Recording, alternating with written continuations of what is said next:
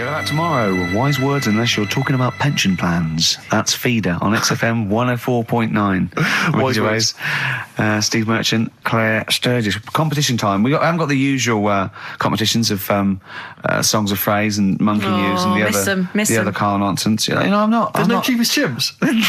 There's no cheapest chimps this week. Right, I'm devastated. it's back next week. It's back next week. I don't know. Although let's do a quick cheapest chimps. Okay. So, chimpanzee that. Cheapest chimps. Do you know how much a chimp is, Steve, to buy? Really, no. 55 grand. Okay, the competition is this. A little Imagine David Dickinson examining that in a couple of years' time. This is as cheap as chips. You can sue him then, because he ripped off your phrase a little bit, didn't he? You've been done here, mate. You have more money than sense. 220 quid. I'll tell you what, have we got monkey news today? We might not get to it, mate. We are running out of time. No, we're doing it. What do you mean, we're doing it? The show isn't complete without it. I'd rather drop adverts and stuff. Well, I'd rather drop adverts. No, we're doing monkey news. Do you want it? Rick, my concern is that if you put monkey news on the subs bench, it's going to be like David Beckham. Yeah. He's going to have his eye wandering to other radio stations. Yeah. And look what he's doing. Yeah, he might be leaving off to Real Madrid. I might take monkey news off the Radio 2 or something. Yeah. Right? So don't believe in monkey news. I imagine if they're listening now, they're probably going to call you and go, Carl, were you serious about bringing monkey news to Radio 2? Because the check's open. Well, do you want a bit now, or what we're doing? Well, no, I wanted you to tell Steve about your holiday. Well, that's you too, with or without you, but we've got to cut it a little bit short because we're actually running out of time. It's so jam-packed, this show. We've got monkey news on the bench. Carl just remembered, we've got Cheeky Freak of the Week to fit in. I don't know what to do. Oh, dear. OK, so monkey news, please. All right then. Let's hear the jingle.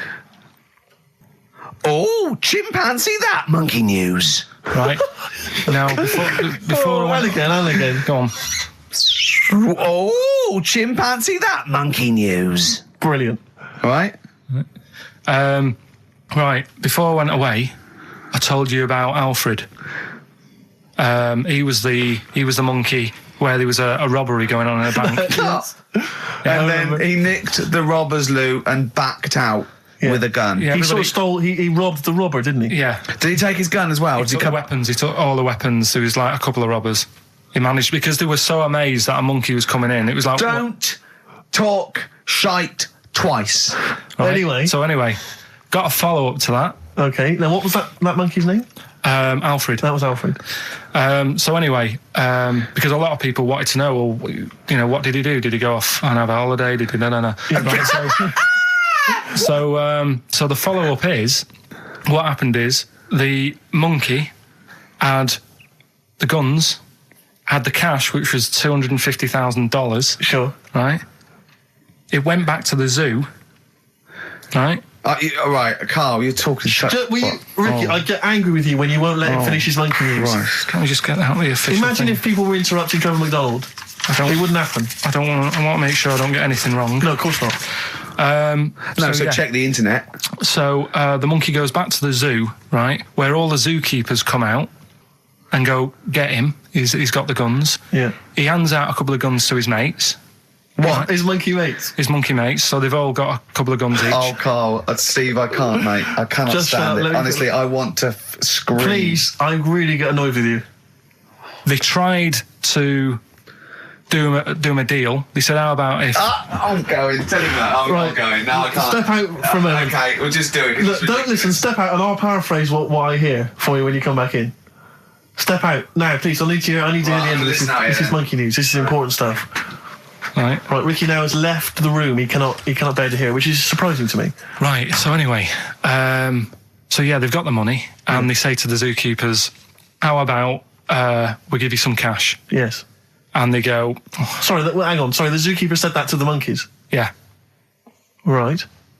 No, the monkeys who have got the £250,000 right. say to the zookeepers, we'll sort you some money out if you let us go. Sorry, the monkeys say to the zookeepers, we'll give you some money? Yeah. You don't see any problem with that?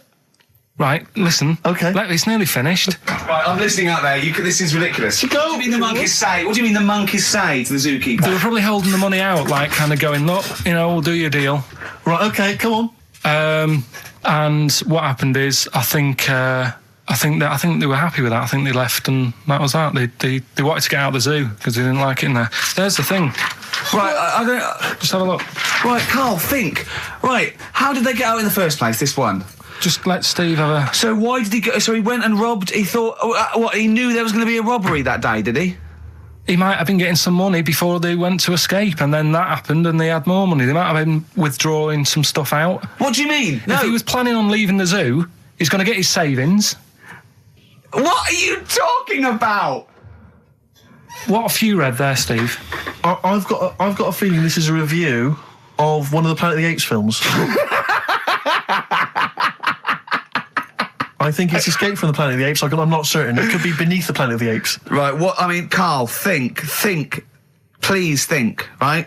So this monkey, right, he leaves the zoo, right? So he leaves the zoo, which he can do, presumably what? They leave him the keys or what? They're chatting to him, they might as well. He goes to a bank. What's he thinking of doing? Sees a robbery, probably by chance. He probably wasn't tipped off, was he? Or has he got one of those police scanners? Probably got one of those police scanners. Well, I think he was going to the bank to get a mortgage to build slightly. I think he wanted an extension, didn't he, on his cage? Think of that. And so I love the fact that he hands out the guns and they do a deal. It's honestly, you've got the best mind working on radio today. It's incredible. The only person who makes less sense is Terry Wogan. He goes up and down, doesn't he? I can't understand his sentences because I don't know. No, it's like free-form poetry. Yes, I don't know whether it's the end of a sentence, in the middle, Sure. a new one. Yeah. But Let's have the jingle again, a record, and then we'll probably have to wrap up the show, I imagine. That was, chimpanzee that monkey news. Karl Pilkington, well, you know what it's time for, don't you? Chimpanzee that monkey news. It always gets me, that jingle. It's a joy. Once more, please. Well, Carl, do you reckon you could sort out to whether our people have real jingles with their name on it and don't have to say who's in the room, what's happening, and do their own jingles? Well, Christian's got one for it. For Monkey News, that he does. Why is Christian doing Monkey News? I don't understand this. Because he did it ages ago. So you ripped it off of Christian? I haven't ripped it off. I said to him, there's enough Monkey News to go around. Right? But hold on, though. I don't want cast-offs. I thought this was your idea. Well, let's not do it. But what's No, but new? wait. What's new? What? There's Monkey News out there. I mean, if he wants to have a meeting in the week and say, well, this is the news I've got, the way I see it is, he can do it in the week. He's doing like the news at 10 type Monkey News. We're on a Saturday. We're like the, Jeremy Paxman Monkey News night. We look at stuff more in depth. Well, you very much get behind the Monkey News, it's true. Yeah. You sort of interpret it. You give it your own spin. You're the man behind the monkey behind the news. I mean, I know that. Yeah. So ours isn't called Monkey News anyway. It's sort of generic term like the news. But ours is called Chimpanzee that, isn't it? Yeah, but he's seen a bit of Monkey News in it. Right. So are we doing it or not? Well, I've got no reason to stop doing Monkey News. He probably played Radiohead as well. Well, Should we not do that? I said that David Attenborough did Monkey News before all of us. Do you know what I mean? But I personally don't listen to Christian because I don't get up that early. So, I'm missing out on a lot of Monkey News. I'm not saying I don't listen to it because I don't get up that early. I'm not saying it's a bad show. My point is this. There's a lot of people I imagine who don't listen to Monkey News in the week. Perhaps they miss it or they're busy. It's nice to have a little kind of omnibus Monkey News at the weekend with Karl Pilkington. So that's what this is. So we're doing it then. Let's play the jingle. Chimpanzee that monkey news night. Excellent. Good. So we'll sort of get some monkey experts on maybe next week to dissect it. Right. You ready? Yeah. Right. There's this monkey. Right? Oh, yeah. It's called Jack. Yeah. Right. I got pally with this bloke who worked in a railway station. How? Pen pals?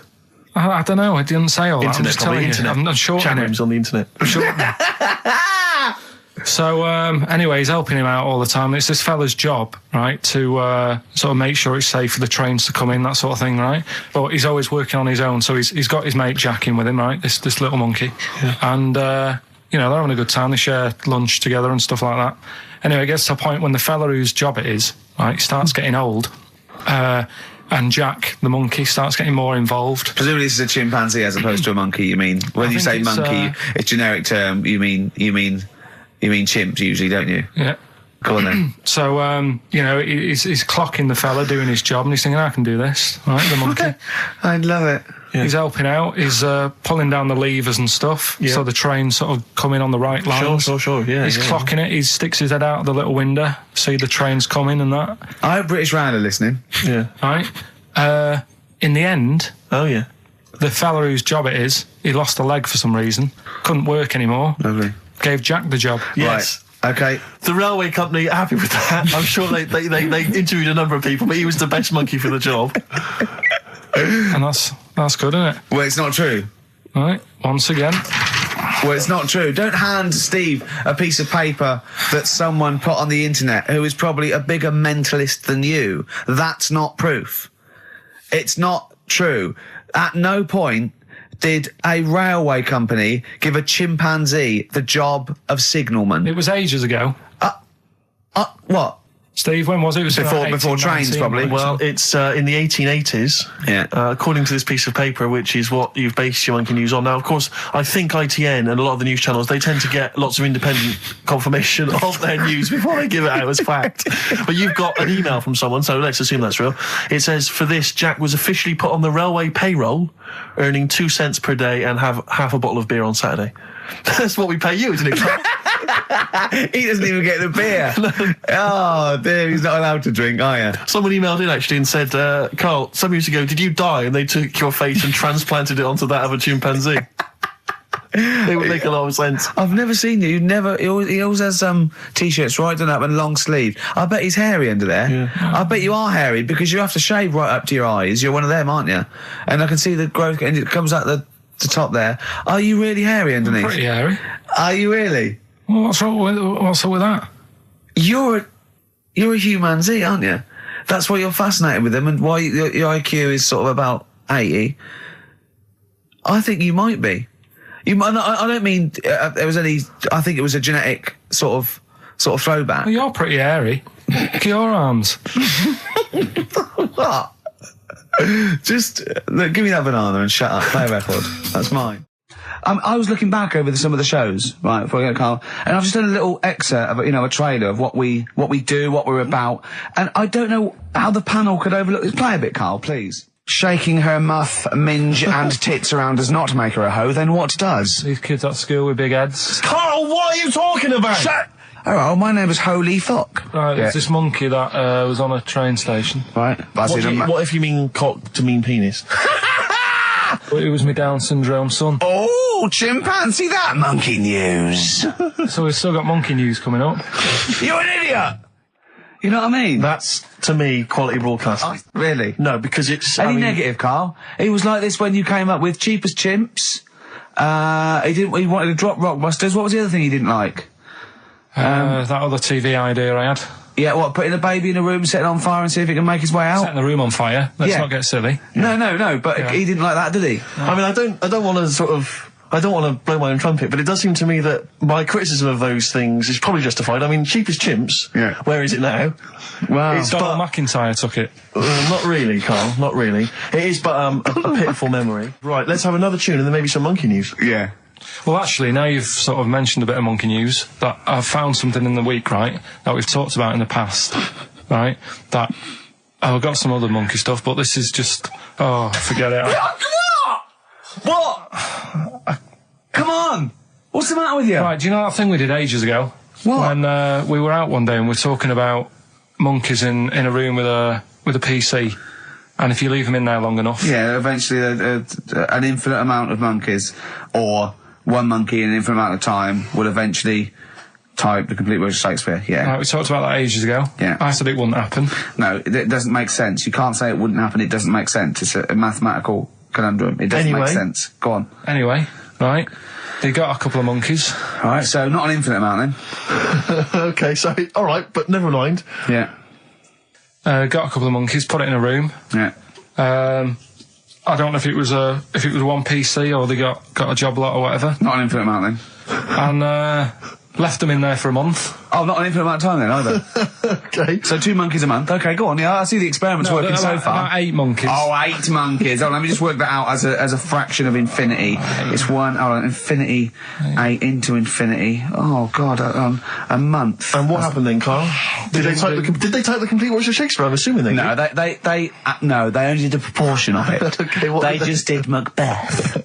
What happened then, Carl? Please tell us. They didn't have anything. They didn't come up with anything. You're an idiot, Carl. You really are an idiot. Play a record. That's ridiculous. What did you expect? What did you expect? Yeah, A bit of Keats.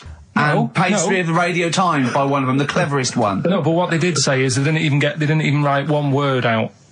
No, you don't. No, infinity or nothing. That's the point. There's a big leap between any number you could think of and infinity. In fact, an infinite leap. Do you understand the concept of infinity? Don't rub your eyes. I lost him on Do You? Yeah. Didn't I? Right, play a record. Did they type nothing from like any of the Tarzan books? Nothing. But they must have read them. I mean, that would be their favourite, surely. I'm stunned. I can't believe they didn't even do like a transcript of Every Which Way But Loose. Yeah. I can't believe it. They must have chosen some really thick monkeys. They didn't type any of Charlton Heston's speeches from Planet of the Apes. I can't believe it. It doesn't make sense. It doesn't make sense. You'd have thought 6 monkeys in a month would have done something. Yeah. At least a script for BJ and the Bear. The irony being, of course, in BJ and the Bear, that it was a monkey, not a bear. Really? No, come on, we should do monkey news now, because I know you want to save it, but I think you should put your best stuff first. You never know what will happen, you know what I mean? Always put your best stuff out there. Let me just get it out of the... Okay, well, while he's getting it, can we have a jingle for monkey news? Yeah. Chimpanzee that monkey news. Tell you what, right, about putting your best stuff first. Yeah. Right. Do you know we were saying the other week about in Chinatown? Not really a town. Well, it's not a town, right? And like the restaurants, they have like those horrible dead ducks and chickens just hanging in the window. Yeah. an octopus and all that just hanging there. Yeah. And that doesn't like make you want to go in, does it? No, sure. This morning, walking through Soho on the way in, walked past this sort of strip joint place. This woman said, "Do you want to come in, sir?" All right, turn round. She must have been about 80. So you're equating her to a hangy bit of octopus. Well, you said, are you performing? And a chicken. I'm just saying, again, put your best stuff at the front door. Yeah, good thinking. Right, anyway, bit of monkey news that's been sent in. Right. Gareth in Catford. Right. Good work, Gary. Basically, it's about this monkey Oh, yeah. Oh, yeah.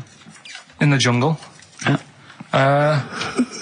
It's got a gig at an hairdresser's. What are you talking about? What are you talking about? What are you talking about? It's got itself a nice little job going in an hairdresser's. As what? It gets people sitting down, and what it does before the people have their hair cut, that it sort of sits there, and it goes through people's hair, makes sure it's clean, and people are loving it. Right, backtrack. So it's a pet monkey. It's nothing to do with it getting a gig in an hairdresser's. It's a pet monkey. It's not working at Monkey and Guy. Yeah. No, seriously, it's in there. I think it might have started off as a job, and then. So what does it say? It says junior £15, stylist £35, and the monkey £63. Sorry, I didn't quite follow. It's in the jungle. It was wandering about.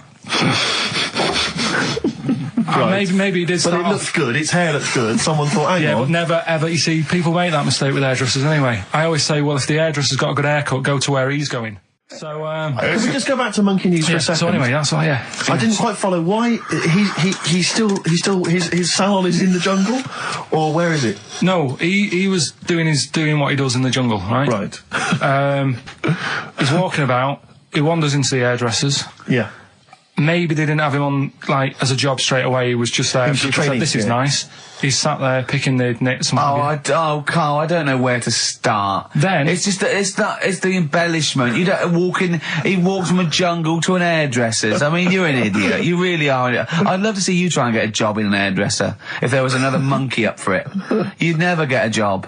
So he was good at that. People said this is relaxing. Apparently he had really nice hands, soothing, right, on people's heads. They said, let's put him on the payroll. So Let's put him on the payroll. What do you mean? Yeah, I'll give you that. Okay, this is the news item, is it? Customers are queuing up to have their hair done at a salon in the jungle There you go. by a monkey. Judy, a pig-tailed macaque, has a reputation as the best exterminator of head lice in Concane. There you go. She is so good, some customers fall asleep under her gentle touch. Regular Amporon Chekema said, Judy's hands are so soft and gentle, I really feel I can relax. But you know that is doing what it does naturally. It's looking for, like, salt and stuff in the hair. Yeah. And nits. It's not on the payroll. It doesn't complain about when it gets deducted at national insurance. It's not part of the union. Yeah. Do you know what I mean? but a good monkey news, backed up with good tabloid journalism. With solid evidence there. So no, I think maybe we should start marking the monkey news, Rick. I don't know what you think. Giving it marks out of 10, maybe. For both interest and validity. Well, for interest, I'll give it 7. For Karl believing that there was something to this monkey, thinking it had a job and getting paid. But it was also doing kind of perms 2 and colouring. 2. Yeah. Ridiculous. Again, ridiculous. More monkey news next week. Hopefully let's just hear that jingle again. Oh, chimpanzee that monkey news. The reason why I had to die. Did I bleed the blood of greed? What was my destiny? That's almost as catchy as monkey news. Oh, God! Oh, I've got some monkey news for you. Let's play a record and come back, and I've got some great monkey news for you, Carl. That's from the REM album that people tend to forget about now because it was so kind of poppy and such a massive hit, Out of Time, but there are some good tunes on it. And there's one of them, Near Wild Heaven. Excellent, on XFM 104.9. Carl. Go on. Watching a programme yesterday, and it was about these Japanese snow monkeys. And it was all about how animals learn things that aren't instinctive, particularly sort of primates, because they see other people doing it, and they start a culture. And they can pinpoint when one monkey first went down and got in the hot water springs and stayed there because it was hot, and the others copied them, and now it's part of almost a culture, that won't be handed on because it's not instinctive, but has to be learnt each time. And, they groom as normal, like other monkeys, right? But they're really intelligent. And, obviously, the reason they groom other people, other monkeys, is because they eat the mites. But also, the monkeys have learned they like being groomed, okay? So they showed this one monkey, it went to a deer, okay, and it was grooming this deer to get its mite off it, right? But then it didn't eat it. It held it in its hand, it went over to a monkey, put the mite on itself to show the monkey it had a mite, and got a free grooming. That's extraordinary. That's extraordinary. That is extraordinary. Because it gave up the food, knowing that if you put one there, this monkey would look for mites on it, and it would get a free grooming, and it was like having a little massage. What do you think of that? It's not bad. I've got some better stuff coming up later. On monkey news, on the official. Yeah, do you see that? Just see what mine though. Mine's true. I mean, that's an interesting and extraordinary. It actually happened. It's social behaviour amongst primates. Actually, so I saw it. It was, Did it rob a bank, Rick, at any time? It didn't rob a bank, and it didn't open a hairdresser's. See, that's what you're letting. That's what you're letting yourself down. It's not quite good enough, is it? My monkey news. No, I got some. See the difference where I named the species, explained it slightly, told you an interesting fact, as opposed to there's this monkey, right? And look at him looking at you. Yeah, he's not interested, Rick. Can I tell you now? Can I try and describe for people the face that Karl has? I'll tell you what it's like. It's like if you draw some eyes, a nose, and a mouth on a balloon, and then inflate it to about half full. That's what Karl's face looks like. That's what his head looks like. It looks like a face you've drawn on a balloon. Very small, the rest of the head huge. It's just that today I'm a bit tired, right? That's one thing. Why are you a bit tired? I just haven't been sleeping, right? Why not? I don't know. I've got a lot going on in the head. Oh, this would be like The Simpsons. If we could actually look in there, there would be 2 monkeys grooming now. Yeah. Well, I noticed someone's emailed here a link for, can you believe you luck, Karl? Monkeys for sale. Now, I don't endorse this in any way, but here you are. Here's a monkey for sale here. Oh, that's terrible. $2,500. It says male, very smart little guy, loves to play and gives kisses, wears diapers and clothes, has been around lots of people and loves them, healthy and loves to eat. Still, sounds like Ricky. How much is that? Well, it wasn't Carl, because it says loves to be around people. Yeah.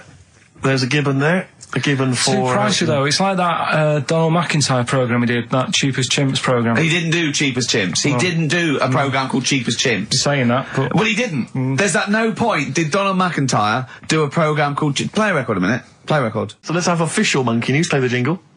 Oh, chimpanzee that Monkey News. Alright, we've got to be quick. Go on, then. This is something that was sent in to me ages ago, and I don't know why I haven't done it yet, because it's brilliant. We were talking about monkeys typing, the Shakespeare theory and all that. Well, this is about a little monkey called Marty, right? Basically, it's in some science lab, right? It's in there.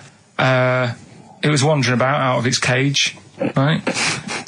The lab fella was busy on the phone or something, right? And typical. It's wandering about. It goes up to a PC that's in the corner, a little computer, types down, "My name is Marty," right? So the fella got off the phone, saw this on the screen with the monkey sat there, says to his mate, "Have you done this?" Right, hold on, Carl. Let him finish. Before you question, always let him finish. I don't know what to do. Time's against us, come on. He said, "Have you done this?" He says, "Done what?" He said, "This on the screen here saying, 'My name's Marty,' right?"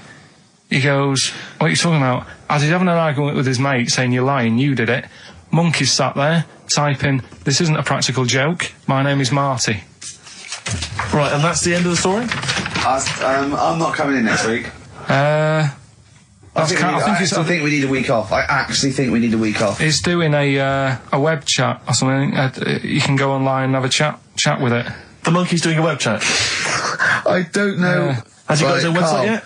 His favourite Buffy the Vampire Slayer? Have a look at that. Right. Do you believe that, Carl? It's all there. No, but do you believe it? Do you believe that monkey could type that and then say this is not a practical joke when he's still arguing? Weird, isn't it? Oh. What do you reckon, Steve? Yeah, well, it's obviously a wind-up. It's a joke. It's not even... You haven't even got some of the facts wrong. It's just a wind-up. Have you noticed the date? Is it April the 1st? It is April the 1st. You are joking. That it was sent. You're an idiot, Carl. It was sent on April the 1st, Carl. So you're saying the monkey knows it's April the 1st, but you don't doing believe... a wind-up, yes. Yeah, I think the monkey has thought, I'll do it on April the 1st so that people think that it's a wind-up. In actual fact, I am a monkey that can type and read. It's a shame you never went into investigative journalism. You could have brought down, the Watergate scandal. Poor Carl. Well, I was thinking of a song that sums us three up. Yeah? What are we?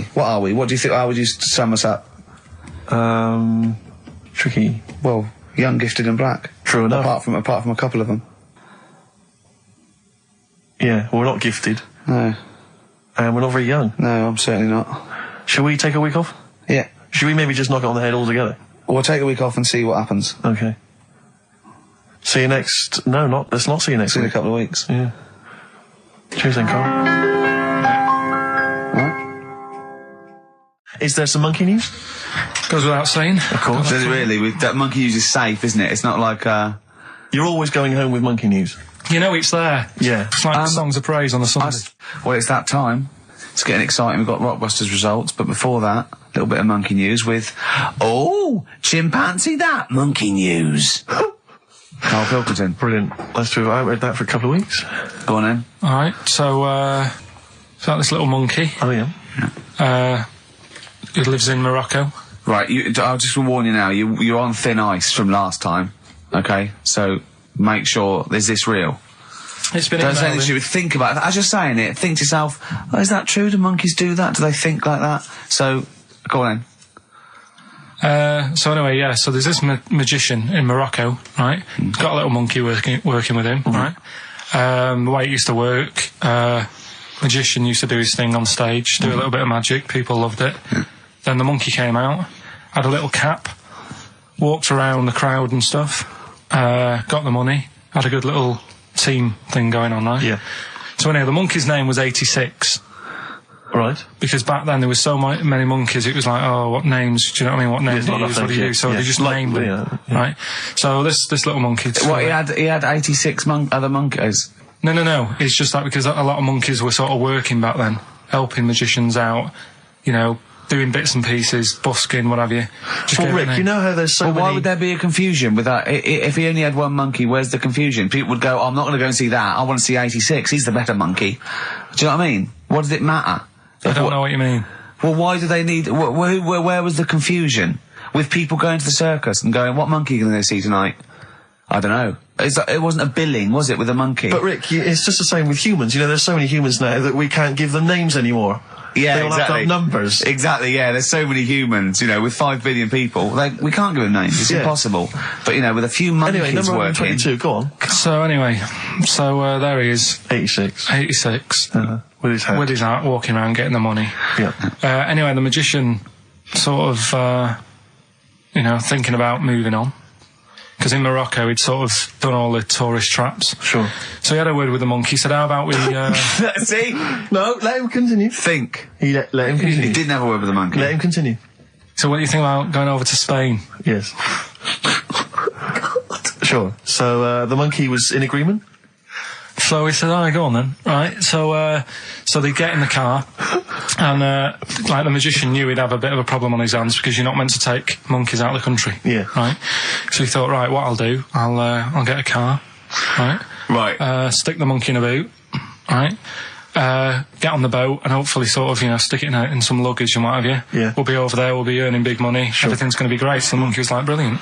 So they get in the car, they're on the way to the boat, and pull over at a petrol station. And just before filling it up, he opens up the boot and he goes, you all right in there? And it's like, yeah, it's sound. So he leaves the boot open so it can breathe and get a bit of fresh air whilst it's filling up. Goes in to pay the money. Yep.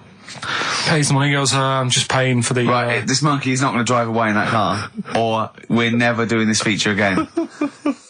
Carl, what happens? What's number 86 up to? So... 86. So, That's the ending, isn't it? That's the story. Come on, let Carl finish the story. It better not be. Brilliant. You're going to love it. Right, so he's in the petrol station, and he's going, right, I'll pay for pump 4. And the fella says, what are you talking about? Pump 4, isn't that a monkey? No. Sometimes I use numbers for monkeys, sometimes I use... No, I mean pump 4. Sure. So Yeah, he says, what are you talking about? There's no car at pump 4. Right. Keep going. Sticks his head out of the door. Yeah. The monkey's giving it some. Went over to Spain on its own. I don't know what to do. Well, hang on, let's just get a couple of the facts right here. Right, what do you mean, couple of the facts, right? There are no facts. So, number 86. Number 86 he drove to Spain. You are, honestly, Carl, you must know. It was an automatic. Right. Carl, you must know that is shit. There is no way a monkey... That's the thing with He gets stopped at customs. It's mental. How did he get through customs, Carl? Has he got a passport? No, he was sneaking about because he didn't have a passport. So he parked and then snuck through. Do you want the facts? Let me see it. Right, I'll examine this, Rick, and we'll play a record. Play a record, because I can't... That's nearly as bad as the armed robbery. Right, go on. Yeah. Play a record. Better Suede. Yeah, stay together. My favourite. One of 86's favourites. We're stopping monkey news, by the way, until you start getting some credible ones, because that's it's ridiculous. It's not true. No, it seems mad. But no, but it's from the internet again. So anyone can go online, download that story. It's insubstantial. It's get ones from journals or where the source is quoted. Okay, or we're not interested. Or we're not. Well, you don't. Okay. So, same with on thin ice. We've pulled this once. We've pulled rock back. We suspended it once, and you came back again. So do you know what I mean? So go on then. Carl, I describe as those little red monkeys that you see on wildlife programs. They're in the trees and they scream when they see a leopard or something. I think so. Shave that. Just shave one of those little red monkeys and put some sort of old sort of Manchester gear on it, maybe. Yeah, you know what I mean? A banana rack and some baggy jeans. I'd like to see how the waiter would react to that. He's got a picture of a monkey, then he's got a picture of shaved. It's like he's got no hair, then dressed like some kind of Manx scally. He's over there. Yeah, he's over there. Carl's over there. That's what I'd do. Brilliant. Oh, is there any monkey news this week? It's been a problem. Why? it's not much has been going on this week. What, in the monkey world? In the monkey world. I don't know if they've caught on to the fact that they're getting coverage. They're keeping their behaviour hush-hush. Be a bit careful, but I found something. Why wouldn't you go to the monkey sanctuary down in Cornwall and just go around cuddling as many monkeys as you can? I'm going to tell you something now. Go on. Go in there next week. Are you? Yeah. Taking my mum and dad away, because like Suzanne's mum and dad. What, you're donating them? Most people put them in a home. What are you going to say? How your monkey sanctuary is cheaper? Taking them down, taking them down to Cornwall. Hold on, I thought you said you'd never go away with parents again. No, but that was Suzanne's mum and dad. Oh, is this to get even or something? So we'll do that, and then we'll can it, then. That was your outing. Your phone and both sets of parents over. It goes, right, you won't be seeing us ever again on holiday. We've taken you away, Be careful that the monkey people don't buy you off your parents. Yeah. And don't make sure they don't leave any of the monkeys' food in the telephone box, because your dad will have that away. Play the jingle. Oh, is it it? Brilliant. Oh, chimpanzee that monkey news extra. Is there monkey news? I'll tell you what, I've been having a bit of a problem this week. Why? It's just been a struggle. Normally, I can come into work on a Monday and there'll be something that's happened over the Saturday, over the Sunday night. Do you know what I mean? Over the weekend, the monkeys have done something. Been very quiet. I thought I'll be all right. Let's see how the week goes on. I don't know if they've caught on to the fact that we're giving this coverage now, or I don't understand. Normally, people are emailing me stuff all the time about monkeys. Been very quiet week. Been checking. I was looking in books last night and stuff. Is there any monkey news? I've got some, but just because it's not that good, something else I found out that I thought I'd share with you. Go on. I was looking in the Guinness Book of Records, right, because I thought they'll have something in there about monkeys or something, right? Mm-hmm.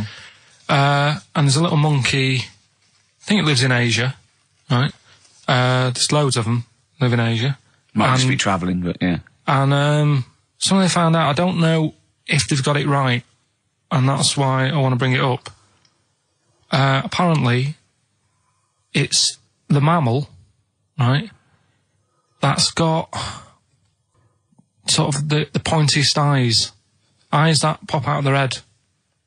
Steve.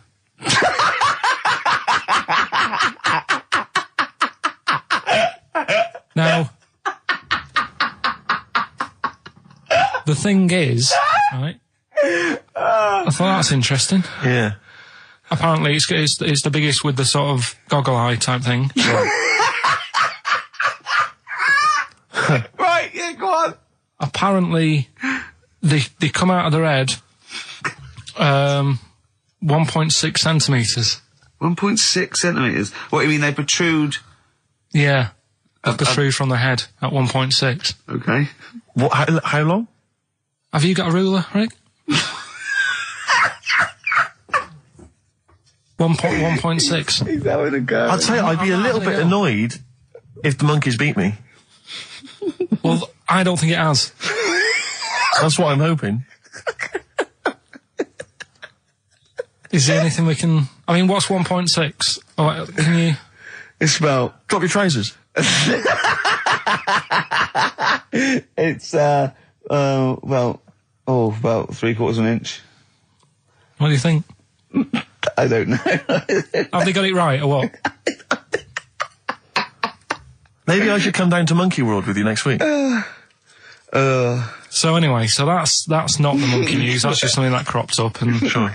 I do know once, when we were playing pool in the office, I think Lucy was your partner. Yeah. It was me and Ash versus you and Lucy. And you were having trouble because his glasses kept slipping down. So Lucy pushed his glasses up his nose, but the glasses touched his eye. Do you remember that? Yeah.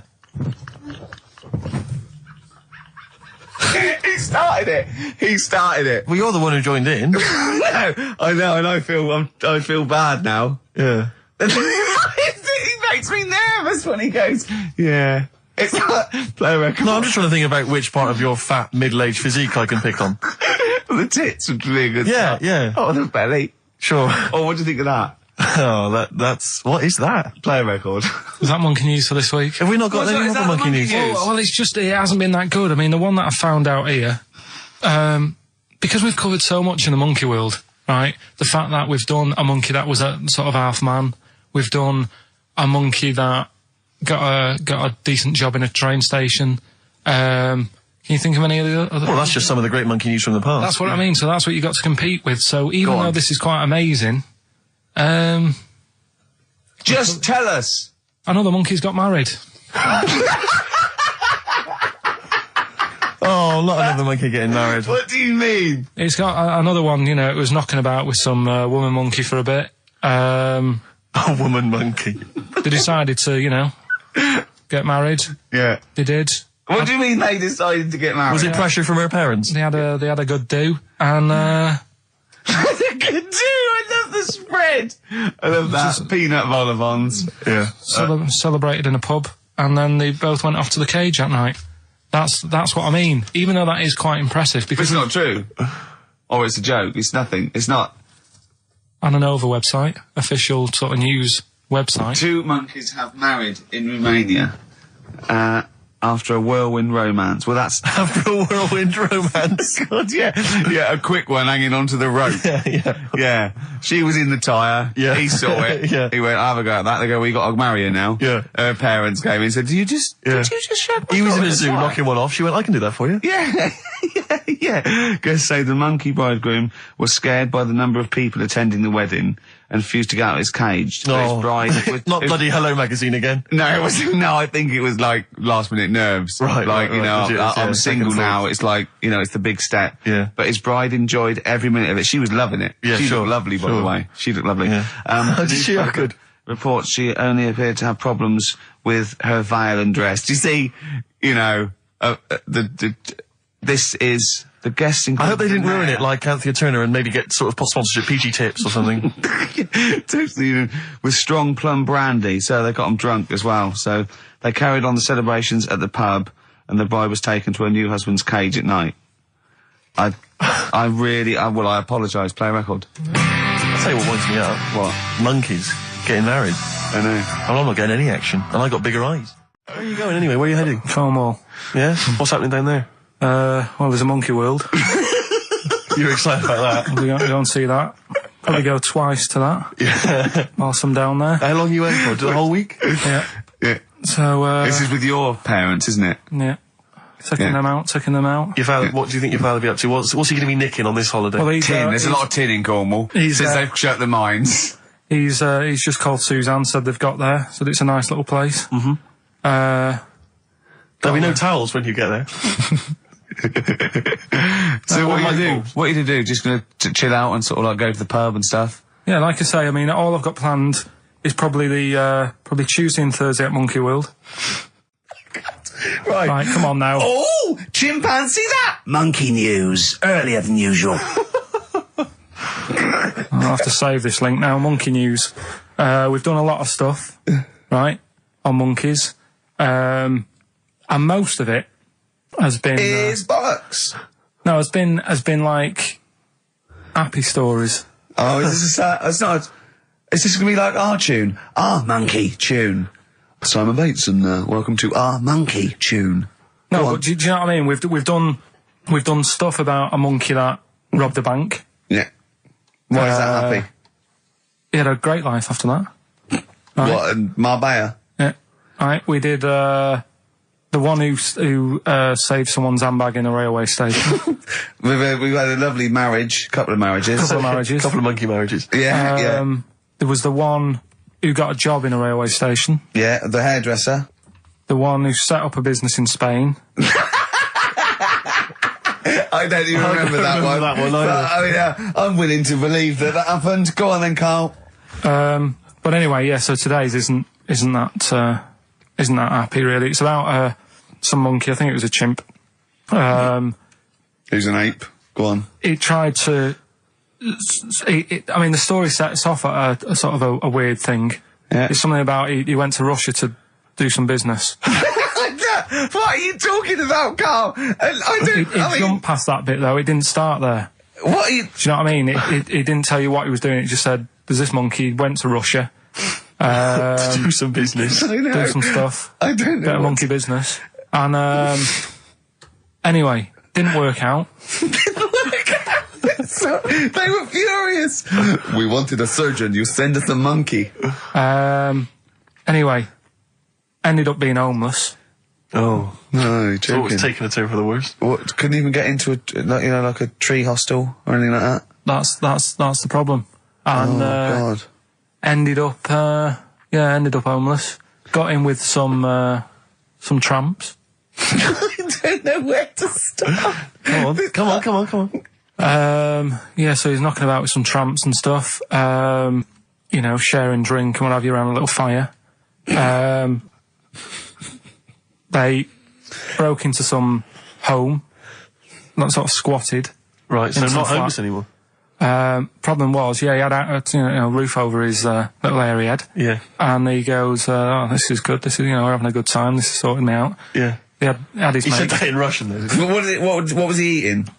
I don't know. It didn't say. But they're in this house. Well, he could only be eating sort of like, fruit, nuts, vegetables. I mean, they classically sort of don't eat, pork pies and. But they've got drink McDonald's coffee. in Moscow now, so. Sure. You probably chow down on that. Yeah. Anyway, there was a bust. What? I knew this was There was a bust in the flat that they were squatting in.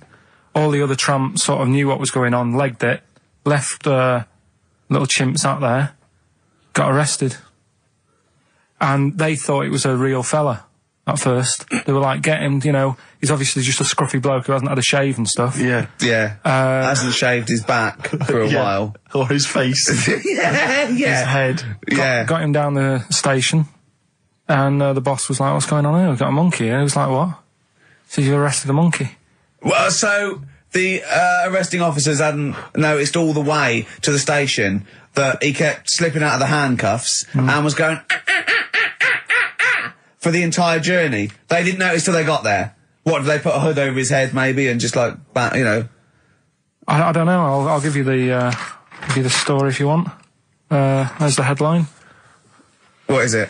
What's the headline, Steve? I don't want to see it, but... The headline, this is once again from supposedly reputable news organisation Ananova, homeless monkey arrested in Russia.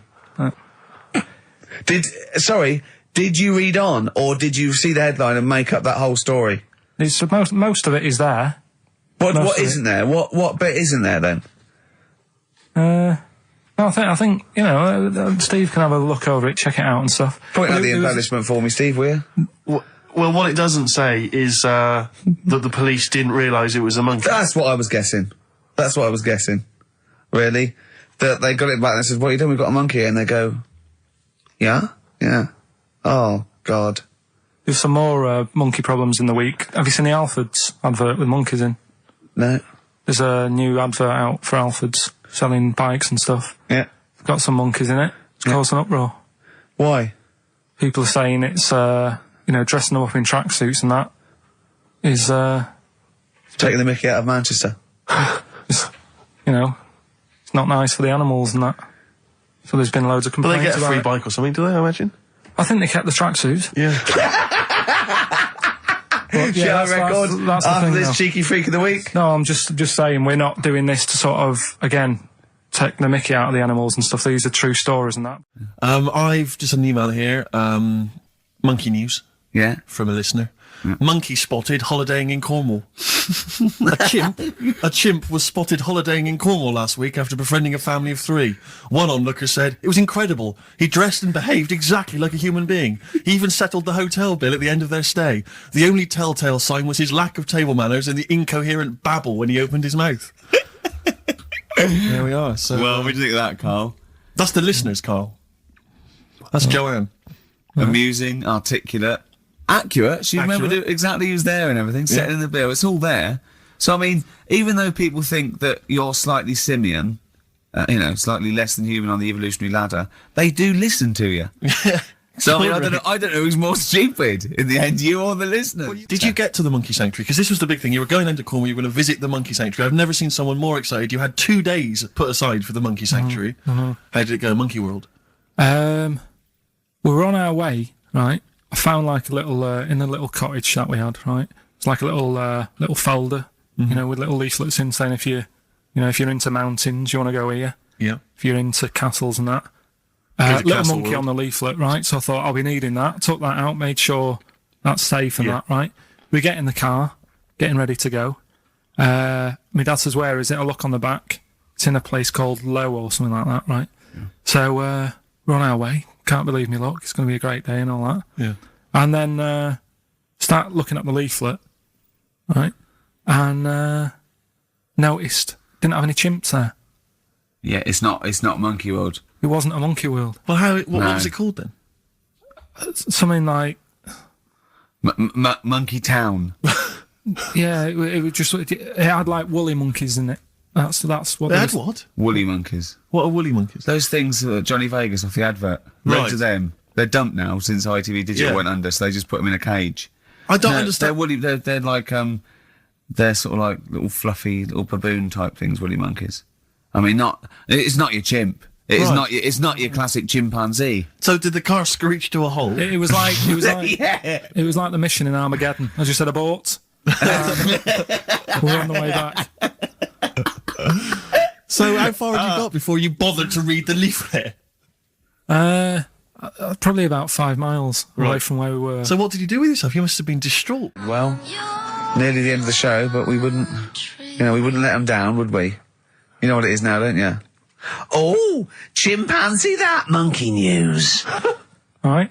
Now, whilst I was in Cornwall, I wasn't online. I didn't have the internet, so it was like, oh, what am I going to do? And I didn't come back till yesterday. I thought there's loads going on that I don't know about in the monkey world and stuff. I was hoping to get some from the zoo that I was meant to be going to. Of course, that didn't happen. So I said to my dad, "Do you know anything about monkeys? Or have you got any stories with monkeys?" Brilliant. This is what Trevor McDonald does. Turned out, 9:45, he goes, "Got nothing." Dad, anything happened? You got anything politics? Anything politics, Dad? No. This isn't monkey news. I'm just giving you this free. Yeah, brilliant. Turned out one of his mates used to have a chimp. Right. What do you mean? One of his mates used to have a chimp? Well, two of his mates. Oh, sorry, yeah. I was thinking it sounds a bit far-fetched living in Manchester, like. But if there was two of them... He had a chimp. Had to thump it in the head. For doing what? Answering back? Oh, God. Tried it on with his wife. Had to thump it in the head for trying it on with his wife. I love it. It's a proper fist fight in a pub in Manchester.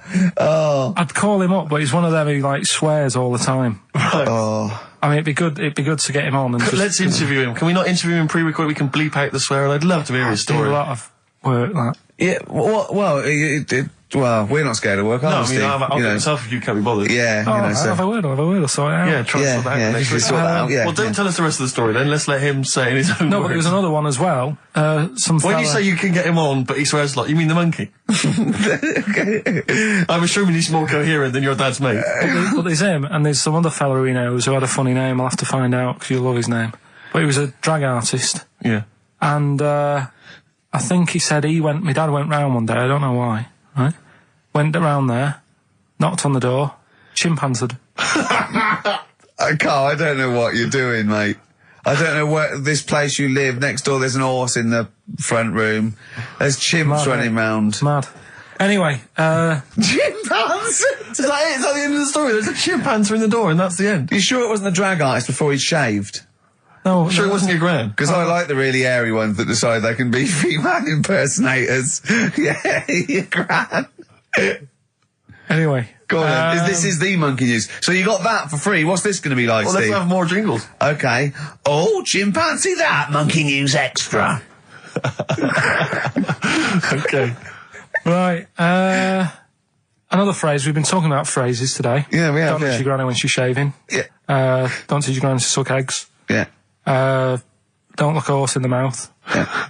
Don't let the chimp pass the jaw if you're tucking your cock in. Familiar with the phrase monkey business? No, never heard that one before, Carl. That's brilliant. Right, well, it came about. This has been emailed in and I haven't really had a chance to look at it, so I'm just weighing it up now. God. Yeah. It's the biggest shambles on air, isn't it? Really? I'm ashamed of it. I mean, What was Dr. Fox? Dr. Fox must have been really polite. He must have been thinking, I don't know how to put this. He must have wanted to scream and go, you shouldn't be in the radio authority. My parents listen online. I can't look them in the eye. Right, I think I've weighed it up. Long time ago, right? Yeah. In the olden days, yeah. in Go the Amazon jungle, Yeah. right? Yeah. Little family of monkeys in there, right? Having a good life, right? Didn't have any predators in there, right? So they were loving it. Yeah. They had a load of food around them. They had loads of banana trees, right? No, I don't think so. No, they do. Sorry, yeah. Everything's going great, so they're happy in that. They go out of bed, Okay. wake up in the morning, load of bananas gone. Oh, hang on, interesting. Hold on, wait a minute. So Either your dad's been around or... This isn't the great Amazon banana robbery, is it? anyway, turns out it was another load of monkeys from another part of the island, from the rough bit. From the rough bit! I love it! They went into a middle class area. they're the ones with the earrings and the leather jackets. Oh, that is brilliant! From a rough part of the island.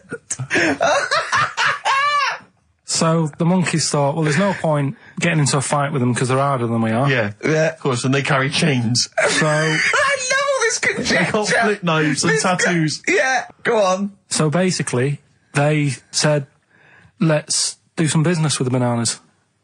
Let's do some business with the This bananas. is such shit! This is such... What are you talking about?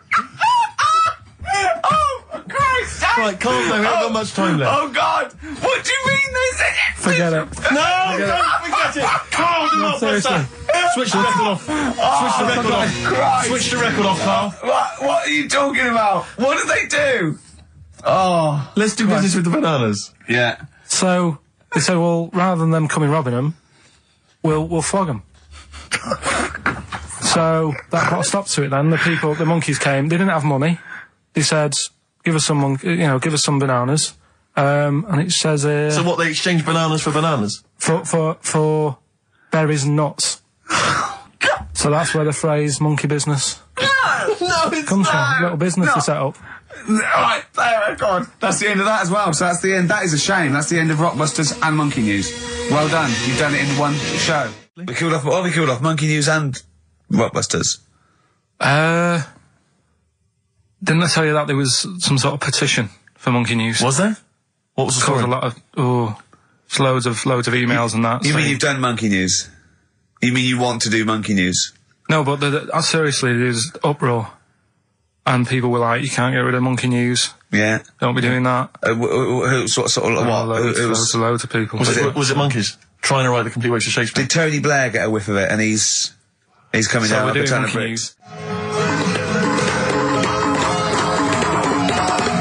Oh, chimpanzee, that Monkey News! Excellent. So Monkey News time on XFM. Karl Pilkington, the man in the hot seat. Karl, what have you got for us? Okay, Monkey News this week. We've covered a lot of stuff. We have indeed. Now, do you know, like, there's places where you can go for, like, weekend rests and stuff, Sure. and you relax, you sit in a little spa, you might have a swim and stuff. Well, they've got a place done for monkeys. Of course they have. Right, they can go there, they relax, forget about all the stuff they've got going on in their head.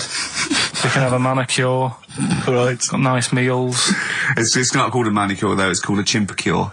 beauty them. treatments. Yeah. Right, they look good and stuff. Yeah, well, look good, feel good, yeah. Now, you might think, well, that's pretty normal. Well, The bit I haven't told you about is it's actually run by a couple of chimps.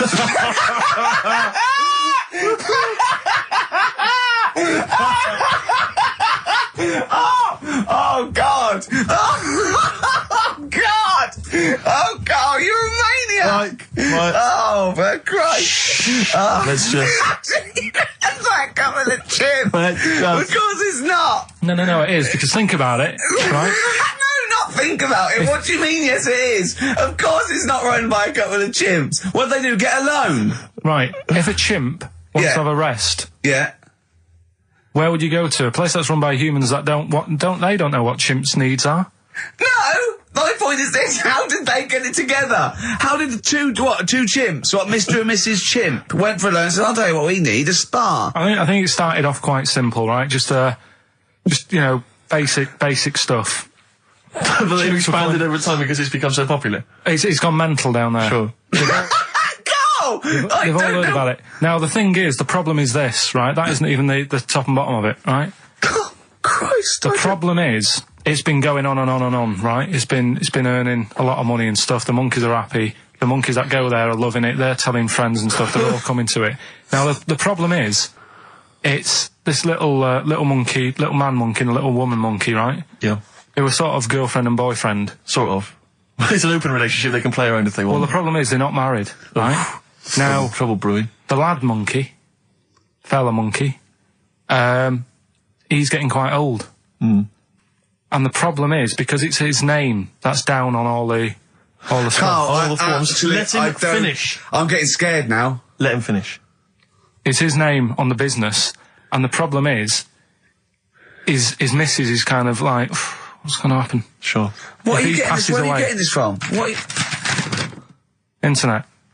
Carl, I don't know where to start. No. Can we just hear the end? This is ridiculous. So the problem is, the female girl- monkey is worried that the male monkey she's worried. is What's going going to happen with the business? What's going to happen? Of course. Right now, What do you mean, the business? the health There isn't a spa- business. It's a joke. Health Rick, spa. you're not listening. His name's on the form. The male monkey's name, it's in his name. Now the problem is, Oh, the woman monkey has got some kids, but because they're not blood relatives, it's not going to be handed down to them. And the court, They're kids from a previous monkey marriage. yeah, Right. so that they're not going to get it. Let me just check this out. Yeah, otherwise you don't want to check the facts, otherwise Yeah. you could look like a twat spouting shit on the radio. Please check the facts for scientific And security. they're just a bit worried because they're saying that the people in Ohio, which is where they've got the little health thing going on. So that makes it more believable that it's Ohio. Mm-hmm. I thought you meant it was Berkshire, in which case it would be rubbish. It looks like the local people are trying to get in there. They've seen the success of it. Sure. And they're They want a trying piece to of go the in and action. take it over and stuff. Yeah. So, Give me the piece of paper. Throw it away. Play a record. That's the worst one I've ever heard. And there's something wrong with you. You're educationally subnormal. Final tune from us. Tim Buckley. Lovely song called Wings. Back next week? Yep. Yeah. See you, Carl. Well, here we are again, XFM on a Saturday, just gone 1 o'clock, Steve, if I'm very much mistaken. But we're not here as such. We're away again, gallivanting around. We've got to do the special sort of best of again. Okay. Which we did a few weeks ago. So this is the best of the last 3 weeks. Which I think it's the best 3 weeks we've ever had. But I'd like it condensed into 2 hours. Yeah. Yeah. Some great music as well in there. Yeah, there'll be some great music, interspersed with fine chat that you've already heard. Yeah. Except this bit. This bit's new. We've actually, out of the kindness of our heart, we've come in last week. Yeah. Yeah. And we've done a few clips just because we felt a bit guilty about shooting off. Yeah. And I mean, leaving. even now, having heard this link, I'm beginning to wonder if it was worth our time. Oh dear. You know, I've said in the past to you, Rick, that my grandparents, so I love them dearly, but it's like for the last 30 years, they've been waiting to die. I know, It's yeah. like they just sort of, it's like, you know, the novelty wore off of life. Life in the 50s. Yeah, they got kind of bored of it. Life, yeah, in the 40s, it was brilliant. All sat around the old Joannas, the bombs Yeah. fell, singing. They loved that. The 50s, you know, that was great as well, because that was the post-war years. It was, you know, it was a bit tight in the pocket, but it was all right. Everyone pulled together. Then the 60s came along, all the crazy music, the funny hair. Let's stay in bed. Exactly. They basically stayed in bed. And it was one Christmas when my grandmother said to my dad, what do you like for Christmas? What do you fancy for Christmas? And this must have been, I don't know, 20 years ago. She said, what do you fancy for Christmas, Ron? And he went, well, you know, I could do with a nice big kind of warm winter overcoat. She said, don't worry about that. Don't worry about that, because your father will be dead soon. It's right, you can have his. Meaning my granddad. Well, to be honest with you, my father's still waiting which is good news. Good news for my grandfather. Less good news for my dad. Freezing. He's freezing. He finds out, how is he today? He's fine. Oh, okay. Oh, I'm freezing. It is such a weird mindset, that. I think that, to me, is what sums up people from that older generation, the 40s and 50s. And it seems to me that you've got that kind of mindset. It's like you were born in the 30s. And whenever you talk of your childhood, it's like you had like a baked potato to take to school. And a hoop and a stick is a Christmas gift. The other thing is, I think that that sort of generation, it seems that the man is dependent on the woman. There's a total dependence. Oh, absolutely, If she dies, he's done. Yes. He's done for. It just pine away. If he dies, she's got 30 years of pottering. Absolutely, yeah. Do you know what I mean? Yeah, and going to, like, you know, the youth club and the church. I know what you mean, yeah. It's sort of like that. It's sad. Of course, it's sad for them, but it's not the end of their life. No, sure. And it sort of is the other way around. I don't know why that is. Yeah. It's terrible. That's a little melancholy thought for I know, Christmas I've really you brought it down, you've brought it down, I've brought it down. This isn't a nice show at all, this is terrible. Well, we're going to have people just killing themselves. What? Well, I didn't really want to make it a Christmassy type show because I don't really like it. Oh, he's done it again. Well, you did Christmas once, didn't like it. No, my dad always said... All right, steady on. Dad said Christmas morning was for, like, you know, for me. So he used to stay in bed. So he never... That's brilliant. That's a great thing to say, isn't it? Yeah. Christmas morning's for you. Run wild. Do what you want. Just don't bother me. I'm going to Honolulu for 2 weeks. That's great. Dad, it's Christmas. Do I have to do anything? No. So my mum used to get up because she used to like to see my face light up, you know, when I open my presents. And then... to give fireworks. And then I'd have to go to my bedroom from about 6 o'clock onwards because, like, my mum and dad were into having big Christmas parties and I wasn't, like, old enough to go. Right. So they'd say, right, you know, you've had your fun there, you go up to your bedroom, stay in there. Really?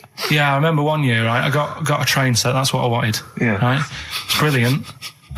Playing with it all day. I thought, I don't mind about the party, I'm happy staying up here playing with this. Brother comes in, he's had a few, right? He's going, yeah, give us a go on your train. How old is he? He's a bit older than me, so he might have been like, let's see. Well, let him be 18. Probably about 18, 19, And how old something were like you? that.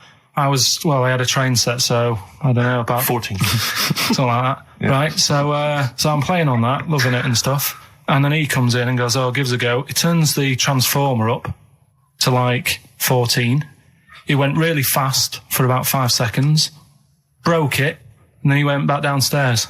Wow. So Christmas, I hadn't even got to Sounds Christmas like Day. the Conservative government with British Rail. Satire, that is. Rick, I just thought that there's satire. If there's any satirical shows listening or magazines. It doesn't work in any way because there's the analogy falls down apart from there being a train. Think it through though. British Rail was trains. Yeah. And the government broke the trains in many. Well, they didn't break them, like not officially breaking them, but they kind of. It does work. It's perfect.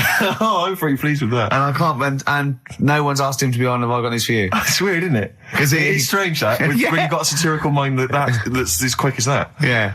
All and right. he's broke your little train set. So what did you do? I just like watched telly and had some sausages. I bet you were happy with that though, weren't you? Oh, it's a bit annoying though, isn't it, when your main present of the year has been broke. And did it ever get it fixed? No, that was it. Put away. I'm intrigued why your parents wouldn't let you come and join in the festive fun. Was it like really debauched down there? Was it like eggnog everywhere? Well, no, but I mean, that's fair enough. 6 is a little bit early, but I just think, you know, if you're a kid, you know, he had his fun, put him to bed at 8 maybe.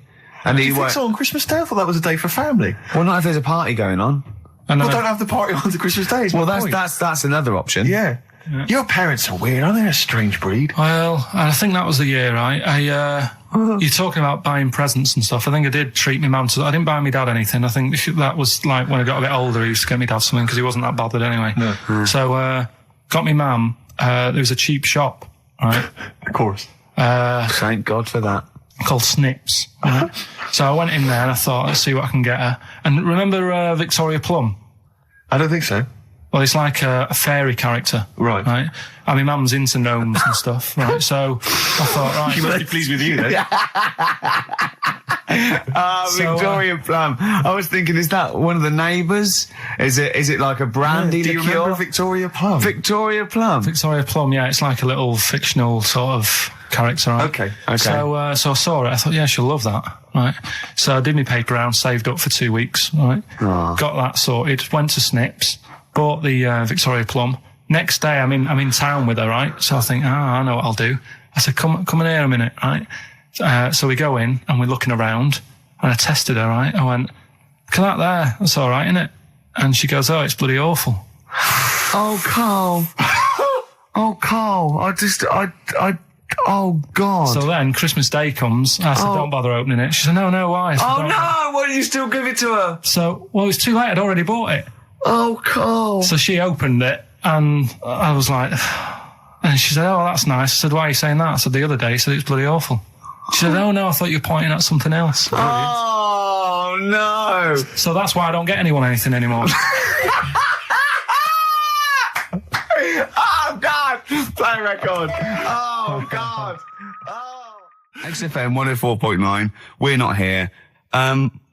This next clip is one of my favourite clips. Look, it needs no introduction. Here it is. Something else we're giving away. Go on. The Shining. It's just more throwing away, isn't it? Once again, Is it on video? Once again, it's on VHS. Just because you buy it out of your own money, Carl, stop being so mean. And I want to watch it tonight because it's one of those films that... So you're going to watch this video and then you're going to send it to someone as a prize. Yeah, it's one of them thick films that... Sorry, what, you just said yes to that without blinking. Well, yeah. You don't think, like, Les Dennis doesn't have a quick go in the car on Family Fortune before he gives it away? It costs Jim Bowen has $5.99. a go at those his and her towel racks. It costs $5.99, Carl. Okay, this is Carl in the classic The Shining. And what's the question? Well, we might ask that afterwards. Okay, then.